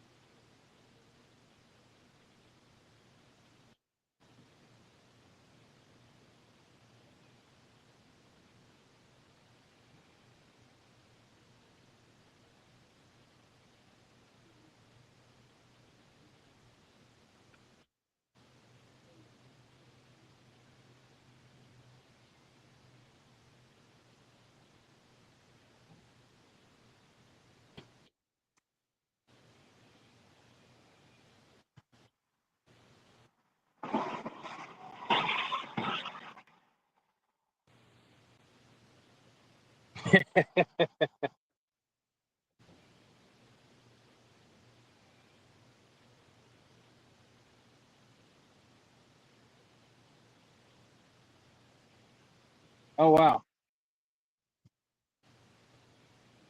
This might be shallower than I thought. I gotta take a look at this. I'm gonna go reel these lines. I did the walk down this bank to get it in without holy smoke. Either they lower the water, I got a tons of weeds that got brushed up in here. I'll have to just see. That's nuts. So I'll be right back.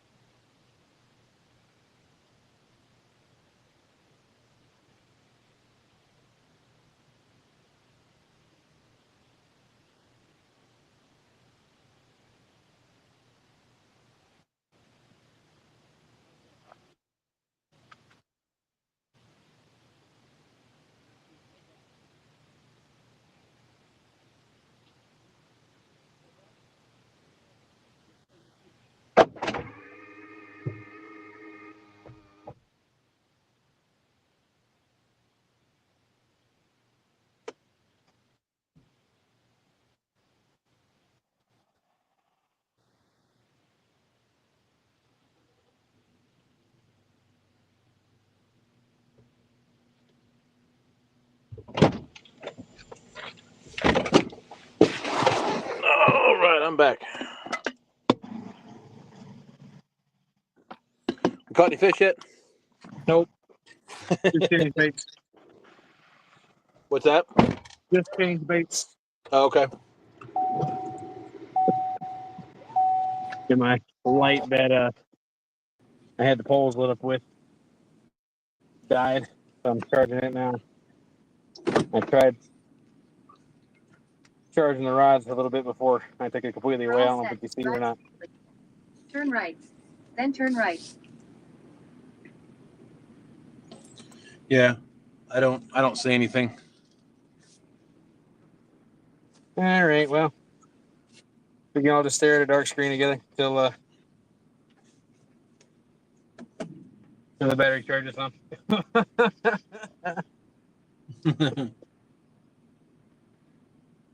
There's Geek Q. Yeah, he's up on the Susquehanna River up in Pennsylvania.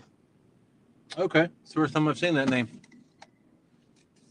Yeah, he ran into my channel tonight, so he stopped in and say hi.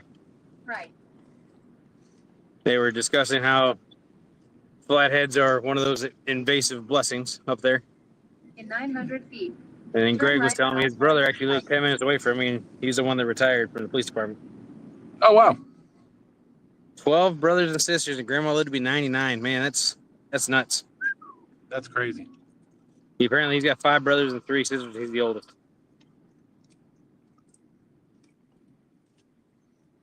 Just so you know, I'm driving right now, so You're good, man. I will chit chat. For the sake of conversation, I'm gonna push the camera to front and turn on my cabin lights just so it's not completely off of it. But that's fine. Turn right on Osborne Turnpike.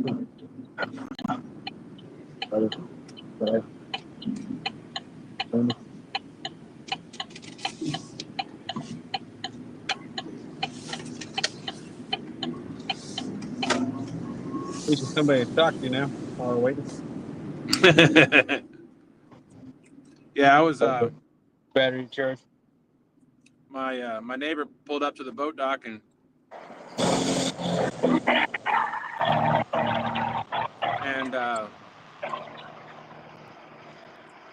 I asked him if he needed any help, and so he asked me if I could if I wanted to back a boat trailer down into the off the ramp so that he could load the boat faster. I said absolutely. Well, definitely nice of you to do that. I really appreciate it. Really know.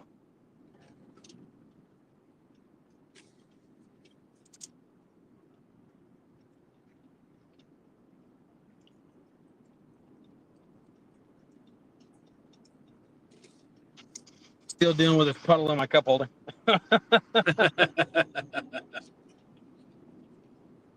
I am You could just bring at this point. If you brought a Go ahead. straw, you could just drink the stuff out of the cup holder. I think I'm good.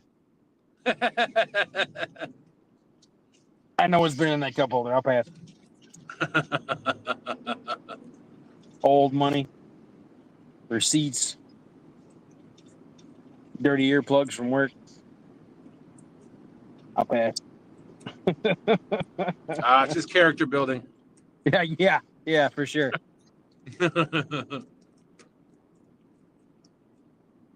I was not aware of how thick the weeds were here. I may have shot myself in the foot picking the spot, but we'll see.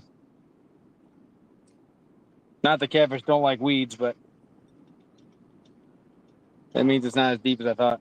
Well, let me rephrase. It means that the amount of water between the top of the weeds and the top of the water is not as deep as I was hoping. Right.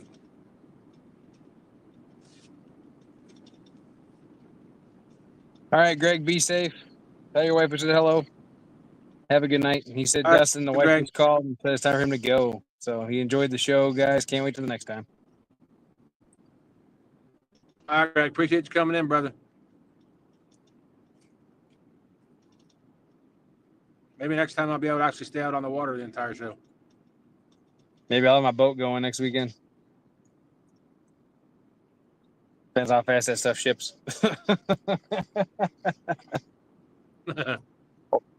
Either that or Get I'll it just from tell my Amazon? wife if it get over. Yeah, it will be. You should Most of the you stuff should get it will in a be. couple days. Should. That's the key there. There was a point I was waiting like 2 weeks for stuff. It was nuts. Wow. Wasn't a fan of that. In half a mile, turn left.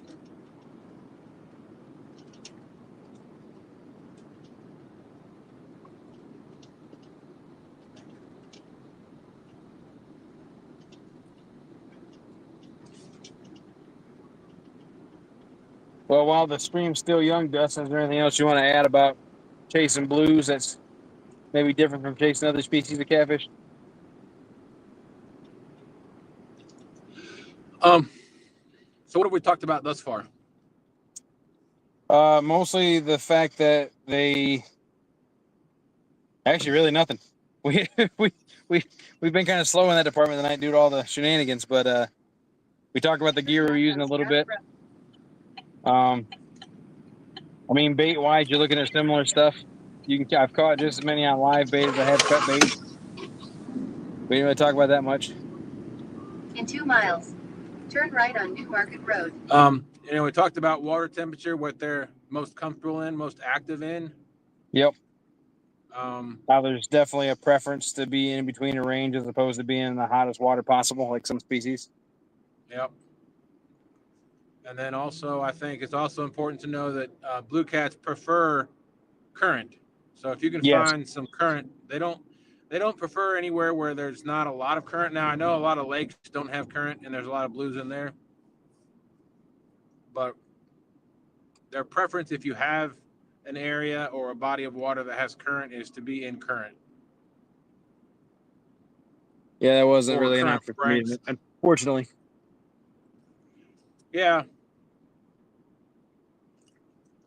but it's part and of it. As we talked about, last episode, I'm on the James River, which is a tidal river, and current changes from one direction to the other every 6 hours.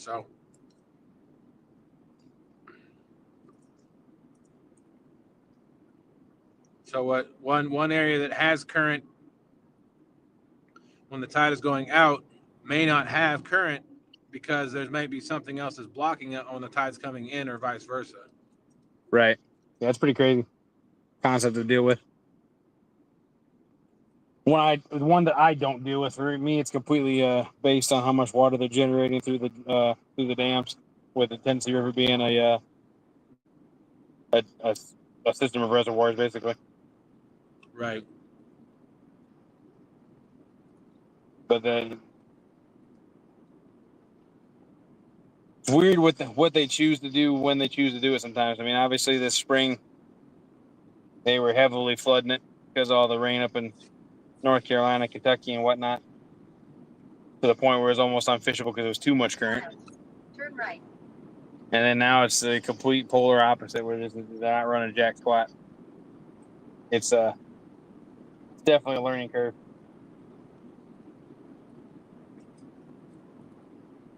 But in these situations, I think you would agree, Dustin, it's better just to cover as much water as possible, whether it be through changing anchor spots or dragging or whatever.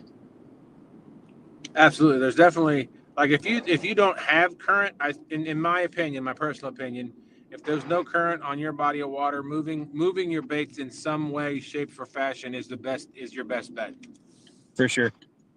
And if I'd have been on the boat tonight, I definitely would have dragged the main channel tonight. For sure, I'd have been hugging the deeper water for a little bit. I might have actually went into the main channel, depending on what I saw. But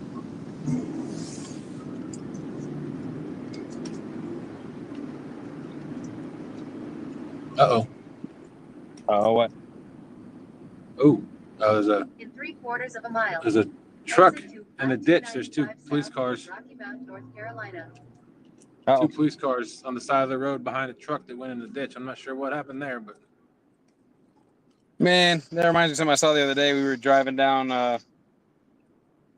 the main highway that connects the two sides of Chattanooga over here, and we were driving driving by, and we saw a police car with his lights on, but we didn't see another vehicle, and we were going past the police car. The guy had his SUV and his trailer had gone off the road and into all the undergrowth, and you could only see the license plate and the very back gate of the trailer. That was the only thing you could see.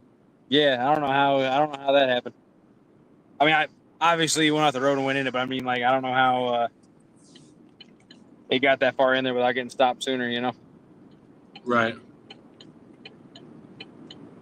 Exit right to I-295 South toward Rocky Mount, North Carolina.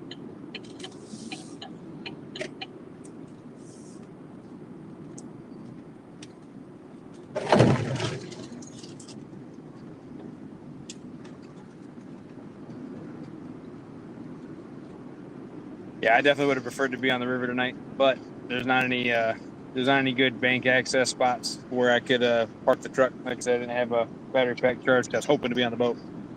I didn't plan that part out very well. But if I'd have been on the river, I'd have been either right below the dam, fishing with little current they were running, or I would have been bouncing spots. Continue straight for 4 minutes to exit 16, Virginia 16, Medical from Technology the dam down to downtown and back, probably. Right.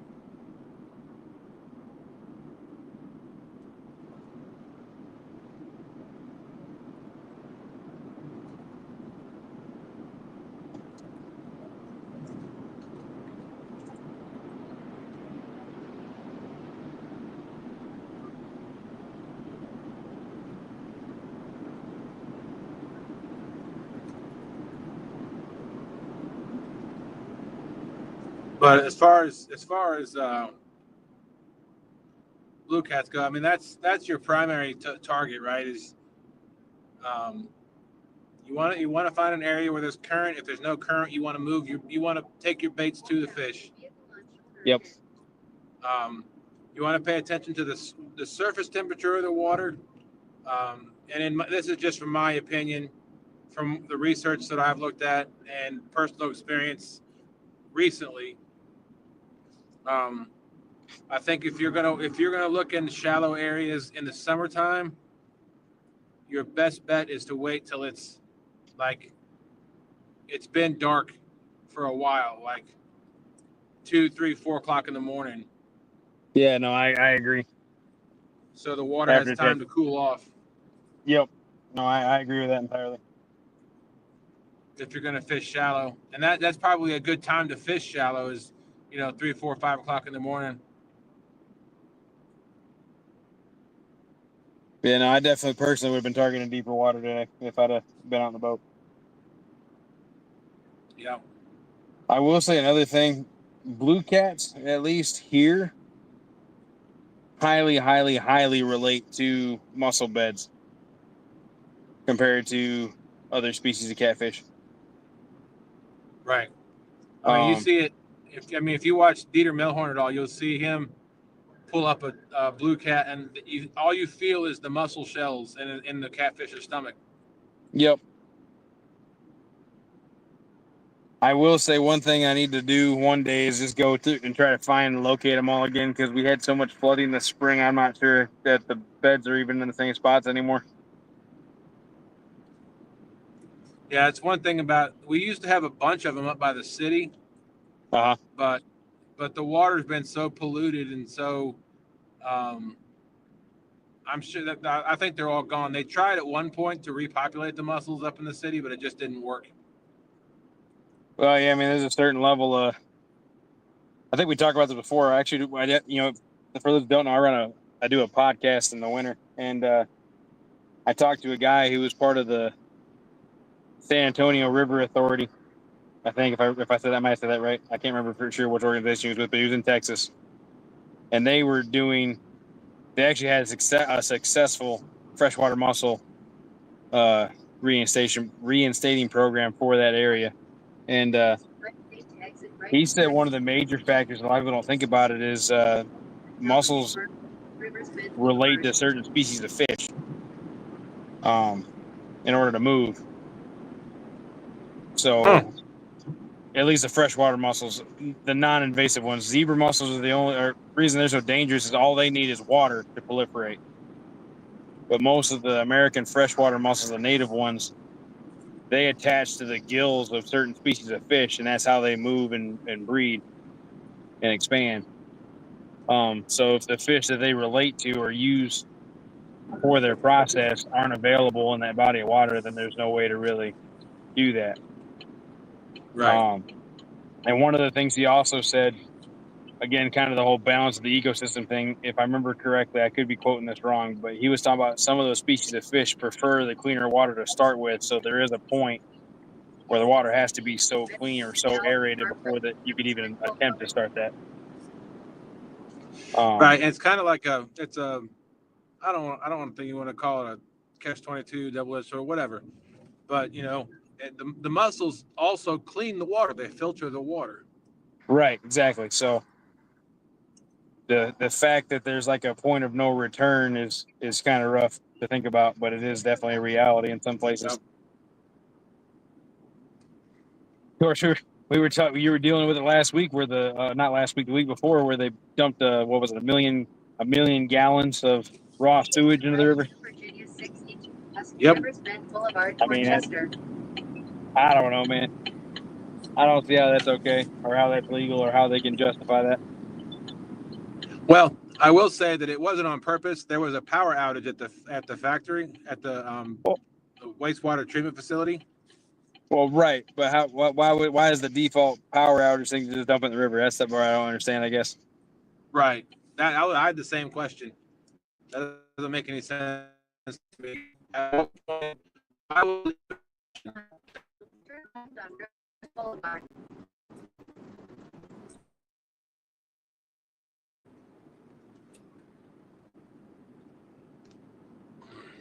Let's see the lights back up.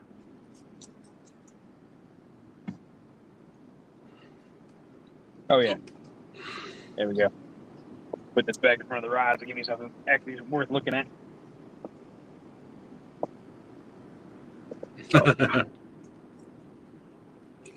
Is there anybody in chat have anything extra that we haven't talked about? You might think, or you think might relate to blues we haven't covered thus far? In 1,000 feet, use the left 2 lanes, turn left, then turn right.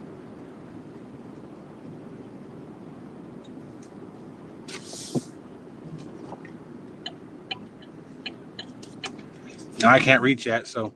Turn left on Riverside. Oh right, yeah, nobody's chatting right now. It's Then quiet. use the right lane to turn right. I know. Okay. Geek was fishing. Greg had to go. Oh. Lance had to go.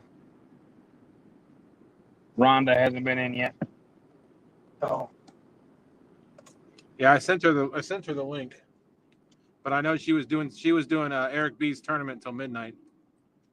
Ah. Yeah, it was the bullhead tournament today, wasn't it? Yep.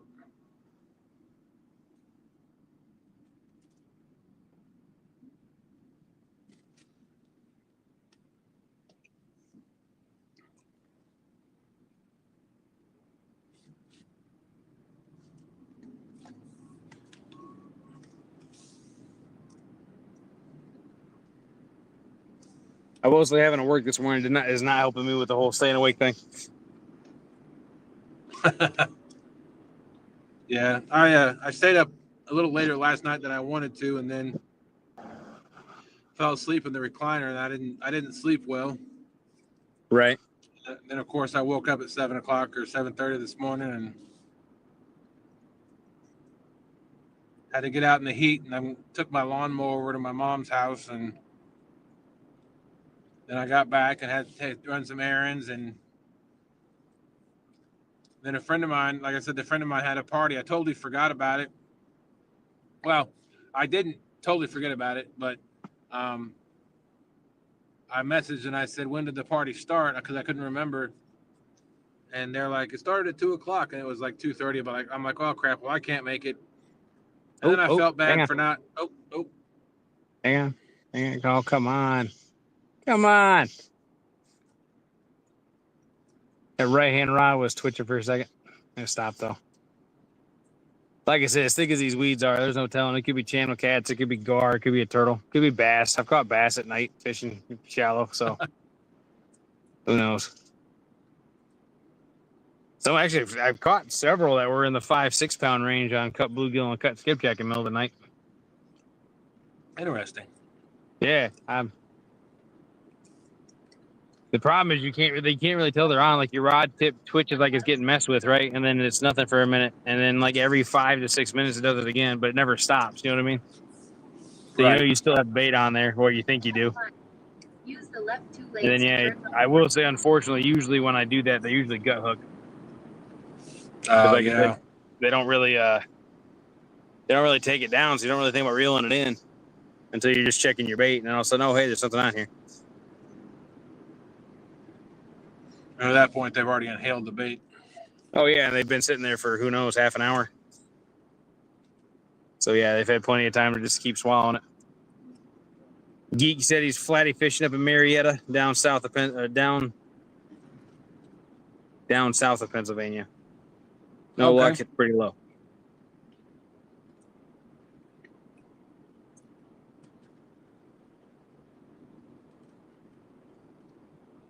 Well, if we don't get hooked up by 1 o'clock, I might call it early tonight, just because I am getting sleepy.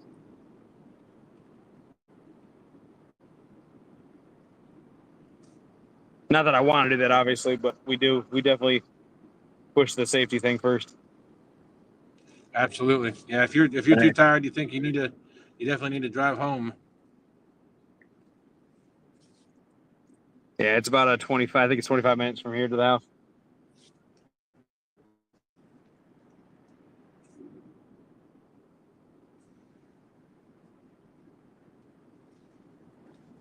But all it would take is one catfish, and I have enough adrenaline to make it till morning.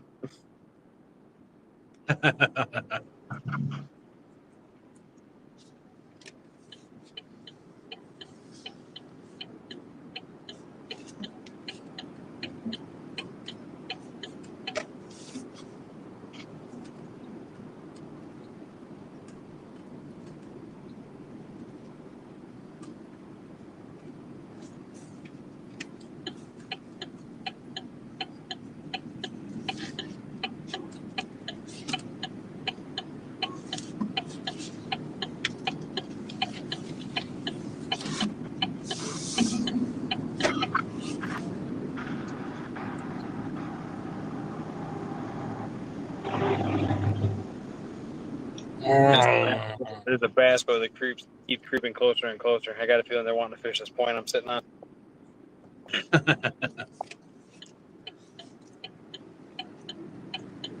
Well, they can wait.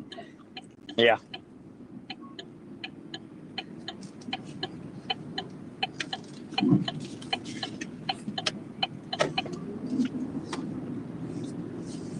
Well, I've been watching their trail. If that's where the edge of the weed line is, that might be something worth trying to drag next week or the week after.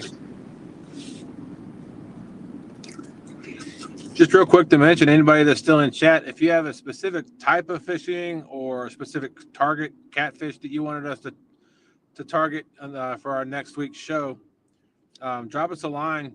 You can either send it to Team Snaggin Whiskers. That's snagging without a G. Team Snaggin Whiskers at gmail.com, or you can send us to Anthony at what's your email address? It's yakshoreoutdoors.com or at yahoo.com. I have not swapped that over yet. I don't know if I'm going to.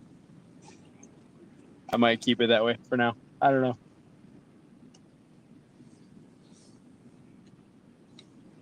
But you can always message me on Facebook at Yaks Fishing Adventures, or just leave a comment on the video below. Or on the Absolutely. And as always, if there's ever any questions or comments or things that we can do different, do better, do whatever, we're always looking for recommendations, suggestions, thoughts, whatever. And if you're looking to expand or improve on your fishing gear collection, you can always check out FOA You can use the code CSW10 or YAK10 to get 10% off of your order. You will not be disappointed. I agree 100%. That was a switch that Shannon, my wife, and I were very happy to make. It was an obvious choice once we got a hold of some of the stuff. And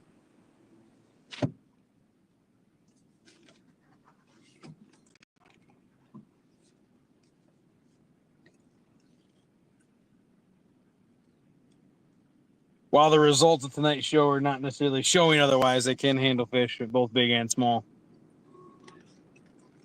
Yeah, there's if you go to the to our channel, TSW, on this channel, and you look at a short that we've had that's actually not gone viral, but it's done really well, of my neighbor catching. It was a 41-pound blue cat that he caught on a 5-foot FOA rod. Yeah, those shorter, those yak and youth rods. Those are Double Y rods. Yeah, those are that WY. Thank you. They're fun. I have the 6-footers. I've caught several good fish on those, and we've caught several good fish on these spinning rods too. So my PB, of course, came on a 6-foot FOA rod, 63 pounds. My PB was not on an FOA rod yet. I hope to change that soon. We just recently switched in the last year. Like I say, we're definitely not disappointed. Oh, hang on. Left hand rod, doing a little something. I did switch baits entirely. I wasn't getting any action on the Asian carp, so I switched all the last piece of skipjack, a gizzard shad head, which the one's getting messed with. No, actually, the gizzard shad is not getting messed with. Right now, it's the threadfin shad and the skipjack that's been getting acknowledgments.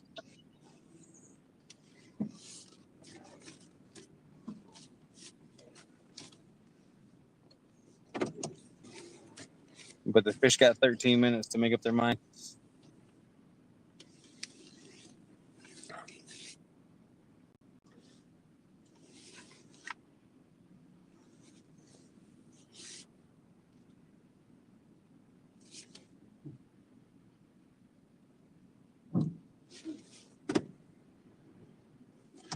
All right, I'll be right back. No worries, sir. I'm gonna go disembark my boat from my truck.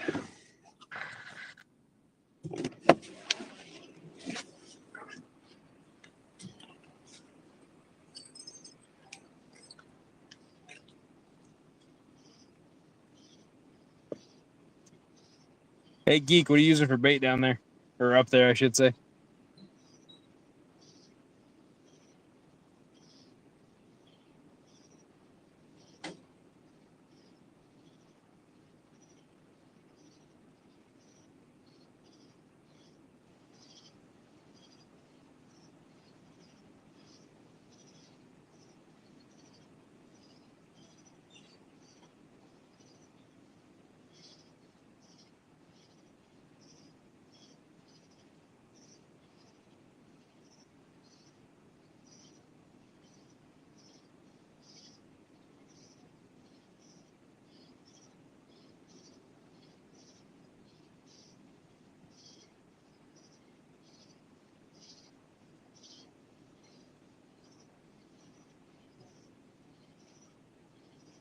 I know when I'm targeting flatheads, I really like using live bluegill. Yeah. It's actually funny. My wife's done better with flatheads on cut bait than anything else. Cut bait and night crawlers are her two favorite things to use for flatheads. But I've only ever caught them on live bait. No, I'm sorry, that is not true. I have caught, my biggest one was on a piece of cut bait. I was bumping. Caught it below Naked Jack Dam on Lake Gunnersville.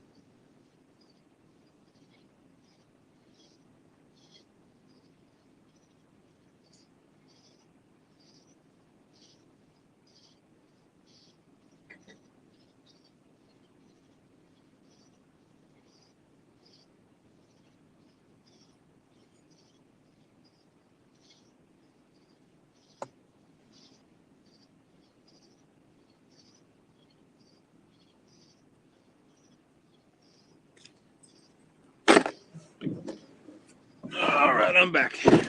Welcome back, sir. Thanks, sir. Sorry about all the comings and goings in tonight's show. Oh, you're good, man. Things happen. Did you manage to get your boat put away before it rained? I did. Nice. And to be honest with you, now I don't even know. It doesn't look like it's going to rain. It just looked like a lightning storm. Well, obviously the lightning storms still aren't safe to be out in, so at least not out in the middle of the lake. Yeah. Especially when you're holding on to, a 7-foot lightning rod. Nice. Geek, I asked him what he was using for bait. He said he was using bluegills, but he caught his first PB on a golden trout piece of cut bait. And his latest PB has been on a live bluegill, 24 pounds. That's my PB on flathead, 24 pounds. It was on that cut bait. Just there was a piece of skipjack. My PB flathead came on a shad head, gizzard shad head on a flasher rig. It was 21 pounds. I told you about my first flathead, didn't I? I think so. About 6 inches long. Caught it on a crappie minnow. Oh, that's right. I forgot. I was crappie fishing and forgot my bobbers. So I was struggling. Had a 6-inch flathead on there. Thought it was a bullhead at first till I saw the underbite and the head shape and everything. It was Definitely funny. I was watching Danny Stone and Jerry Parker one time, and I think they were fishing a tournament. And Jerry Parker went down to the end of wherever he was at, and he was using a jig, and he kept catching flatheads, and they were so surprised. I mean, but if you don't know, you don't know. But flatheads are notorious for hitting on jigs. Oh yeah, no, I didn't know that. You ever heard of twisted tackle fishing? It used to be called Yes. He used to be called Real Beast. Yeah, he's been using saltwater jigs this year a lot to catch flatheads and blues, but mostly flatheads.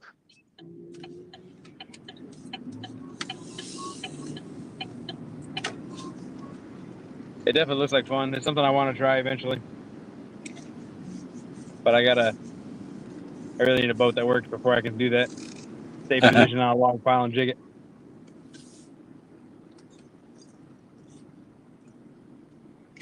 Well, I would imagine it would be probably easier doing rock piles than it would be on wood piles, just because of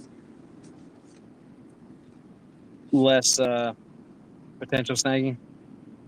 Well, they both come with their own risks. Like if you're with rock piles, you're more apt to cut your line. That's true. With wood piles, you're more apt to snag. Yeah, that is true. Geek said his brother caught a 37-pound flathead on a live bluegill too. So Nice. I caught like a 5-pound flathead on like a huge bluegill that was too big for the mouth of the flathead, but he tried to eat it anyway. yeah, I was telling him earlier. Her best luck has been on cut bluegill soaked in like a fish attractant or a night crawler. She's caught more flatheads than night crawlers than anybody else I know. Wow. Well, did you see Austin's fish he caught during the tournament last weekend? I did not. I didn't get to catch the tournament last weekend. He caught a 38-pound flathead on chicken. Hey, man. Whatever. I'm a firm believer if a fish is hungry and you trigger that signal, it doesn't matter.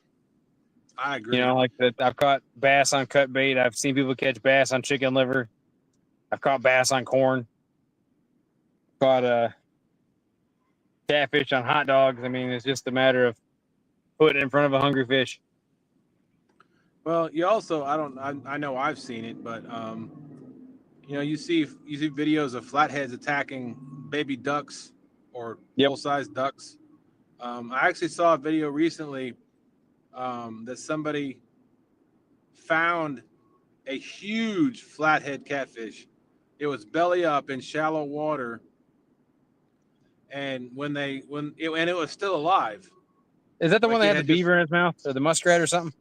Yes. Yes, that was nuts, man. I that popped up my feed too. That was like, holy smokes. That stomach of that catfish was huge. Yeah, that guy worked on that forever to get that fish or that beaver or whatever dislodged and the fish let go. That's just crazy. I think the title of the video was, what was it? Something about biting off something bigger than you can chew. Something like that, yeah. Yeah, it was definitely interesting to see.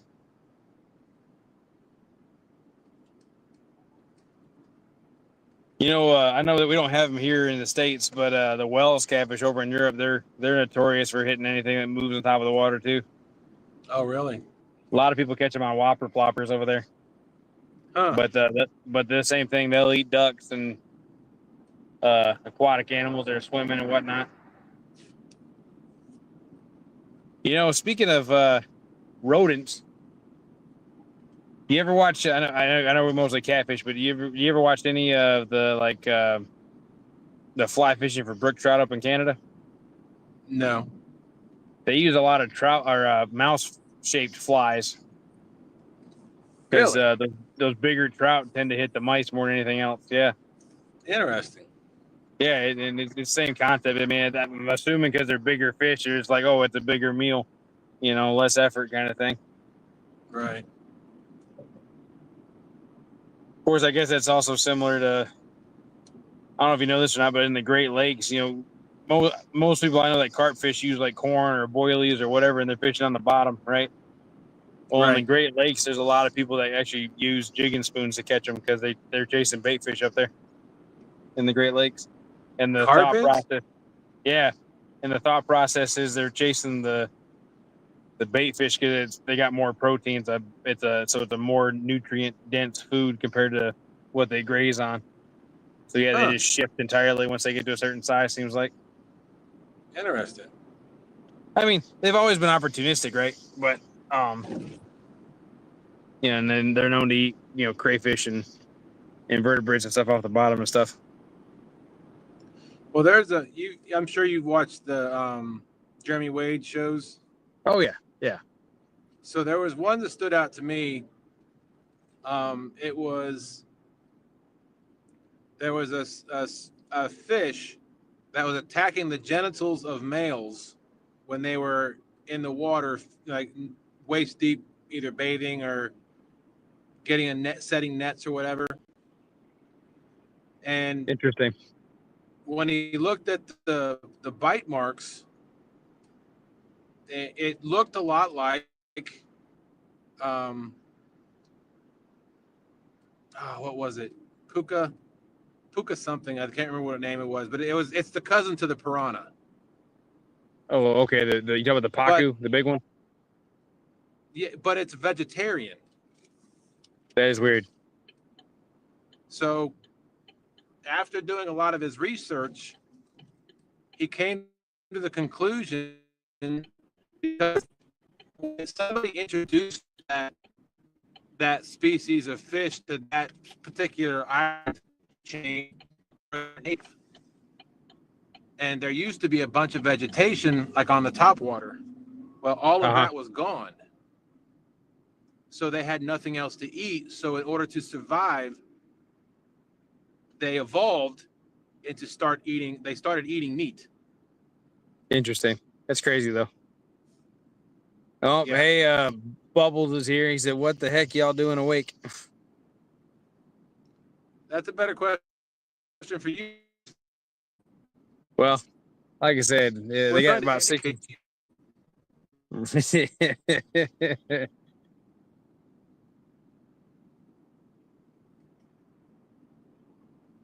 Speaking of FOA, Yeah. BBC 10. There you go. Brian, if All you ever right, decide well, to come out of retirement and want to fish at night, let us know. Hopefully it does. Well, it is 1 o'clock. I'm gonna reel these in just in case there's a fish there, but I am not getting any action, so I'm gonna reel these in quick. You got any closing statements while I'm reeling these in? Just wanted to say thank you to all the people that came in the chat and hung out with us today, this morning, last night, this morning, whatever. Sorry what it really wasn't a catching show, but we did try, and unfortunately, weather once again does play a factor when it comes to the parts of the states that we live in. When it's hot during the summer, that heat translates to thunderstorms. So there's nothing we can do about that. But we do appreciate you coming in and listening and chatting with us. Please remember this. Go check out FOAcustomsandgear.com. You can, like I said, all the discount codes are in the description. Yes, even yours, Bubbles. And I think I know you'll be happy and satisfied with whatever gear you choose to get if you get anything from there.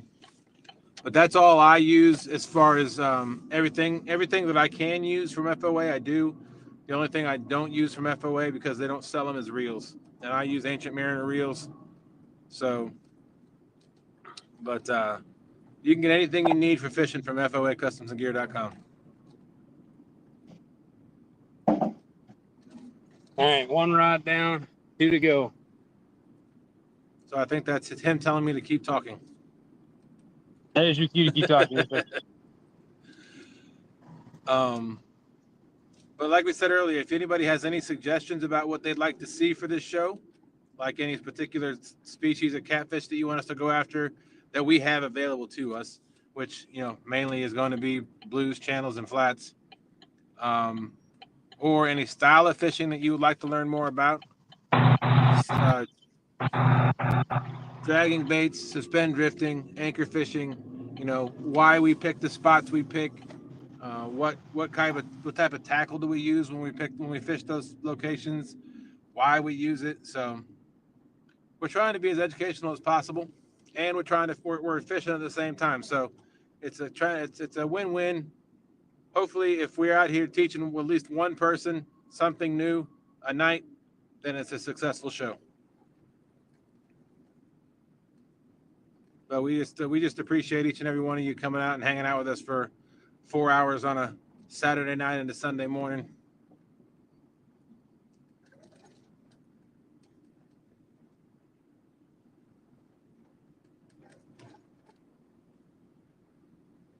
And hope everybody's enjoyed the content we've done thus far. And like we said, I think a couple shows ago, all the proceeds that we make off of this show is going to go right back to FOA. So any money that's made on the show, any super chats that are made, anything that's made during this show will be donated to FOA Customs and Gear.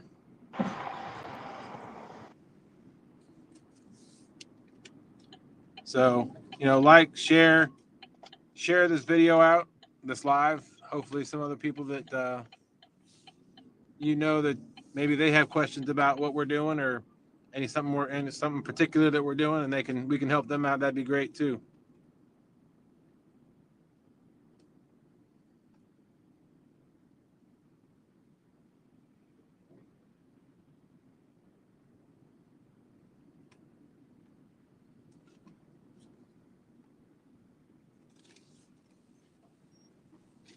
But that's all I've got.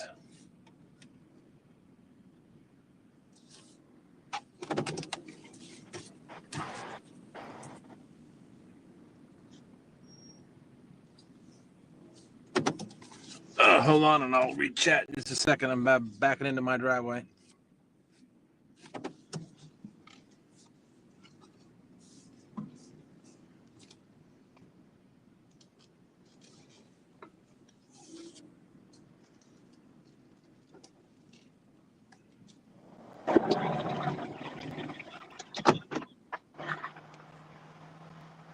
Plastic to freedom, catfishing right now. Yes, we can see you. All right, well, the river sticker hooks are definitely sharp. I stuck myself. Oops. Yep. So that's my preferred hook from FOA. If you guys are ever interested in checking those out, I know that Dustin's a big fan of the Get 'em circle hooks. Yep. He's also a fan of the Flasher rig, which I can't remember what hooks are used on those, but they're a pre-tied rig. Good Those quality, are- all that good stuff too. Those are Fat Boy. Kevin Fat Boy Riggs has his own hooks now, so those are Okay, now coming gotcha. with Fat Boy hooks. Nice. But yeah, so like he said, feel free to check out FOAcustomsgear.com. Use any of our codes to get 10% off. This second car going by. Like you said, we appreciate each and every one of you. Glad you guys can stop in and say, hey, make sure you like, subscribe, and share. And hopefully we'll see you guys next week on Whiskers Gone Wild, hosted by FOA. So appreciate each and every one of you. Hope you guys all have a good night. Get out there and go fishing. Dustin, thank you again, sir, for joining me. And yeah, we'll see y'all on the other side. All right, thank you all so much. And I just point this out as a channel, another channel I haven't seen before, Plastic to Freedom. Hadn't seen that channel before. Thank you so much for coming in. We really appreciate you. He said catfishing right now. Nice. Well, hopefully you guys get on some big fish before the end of your trip. We were unable to produce any ourselves tonight, but him and I are both have our reasons. And Yep. just how it works. Good luck, have fun, tight lines, and we'll see everybody next week. See ya. All right, bye.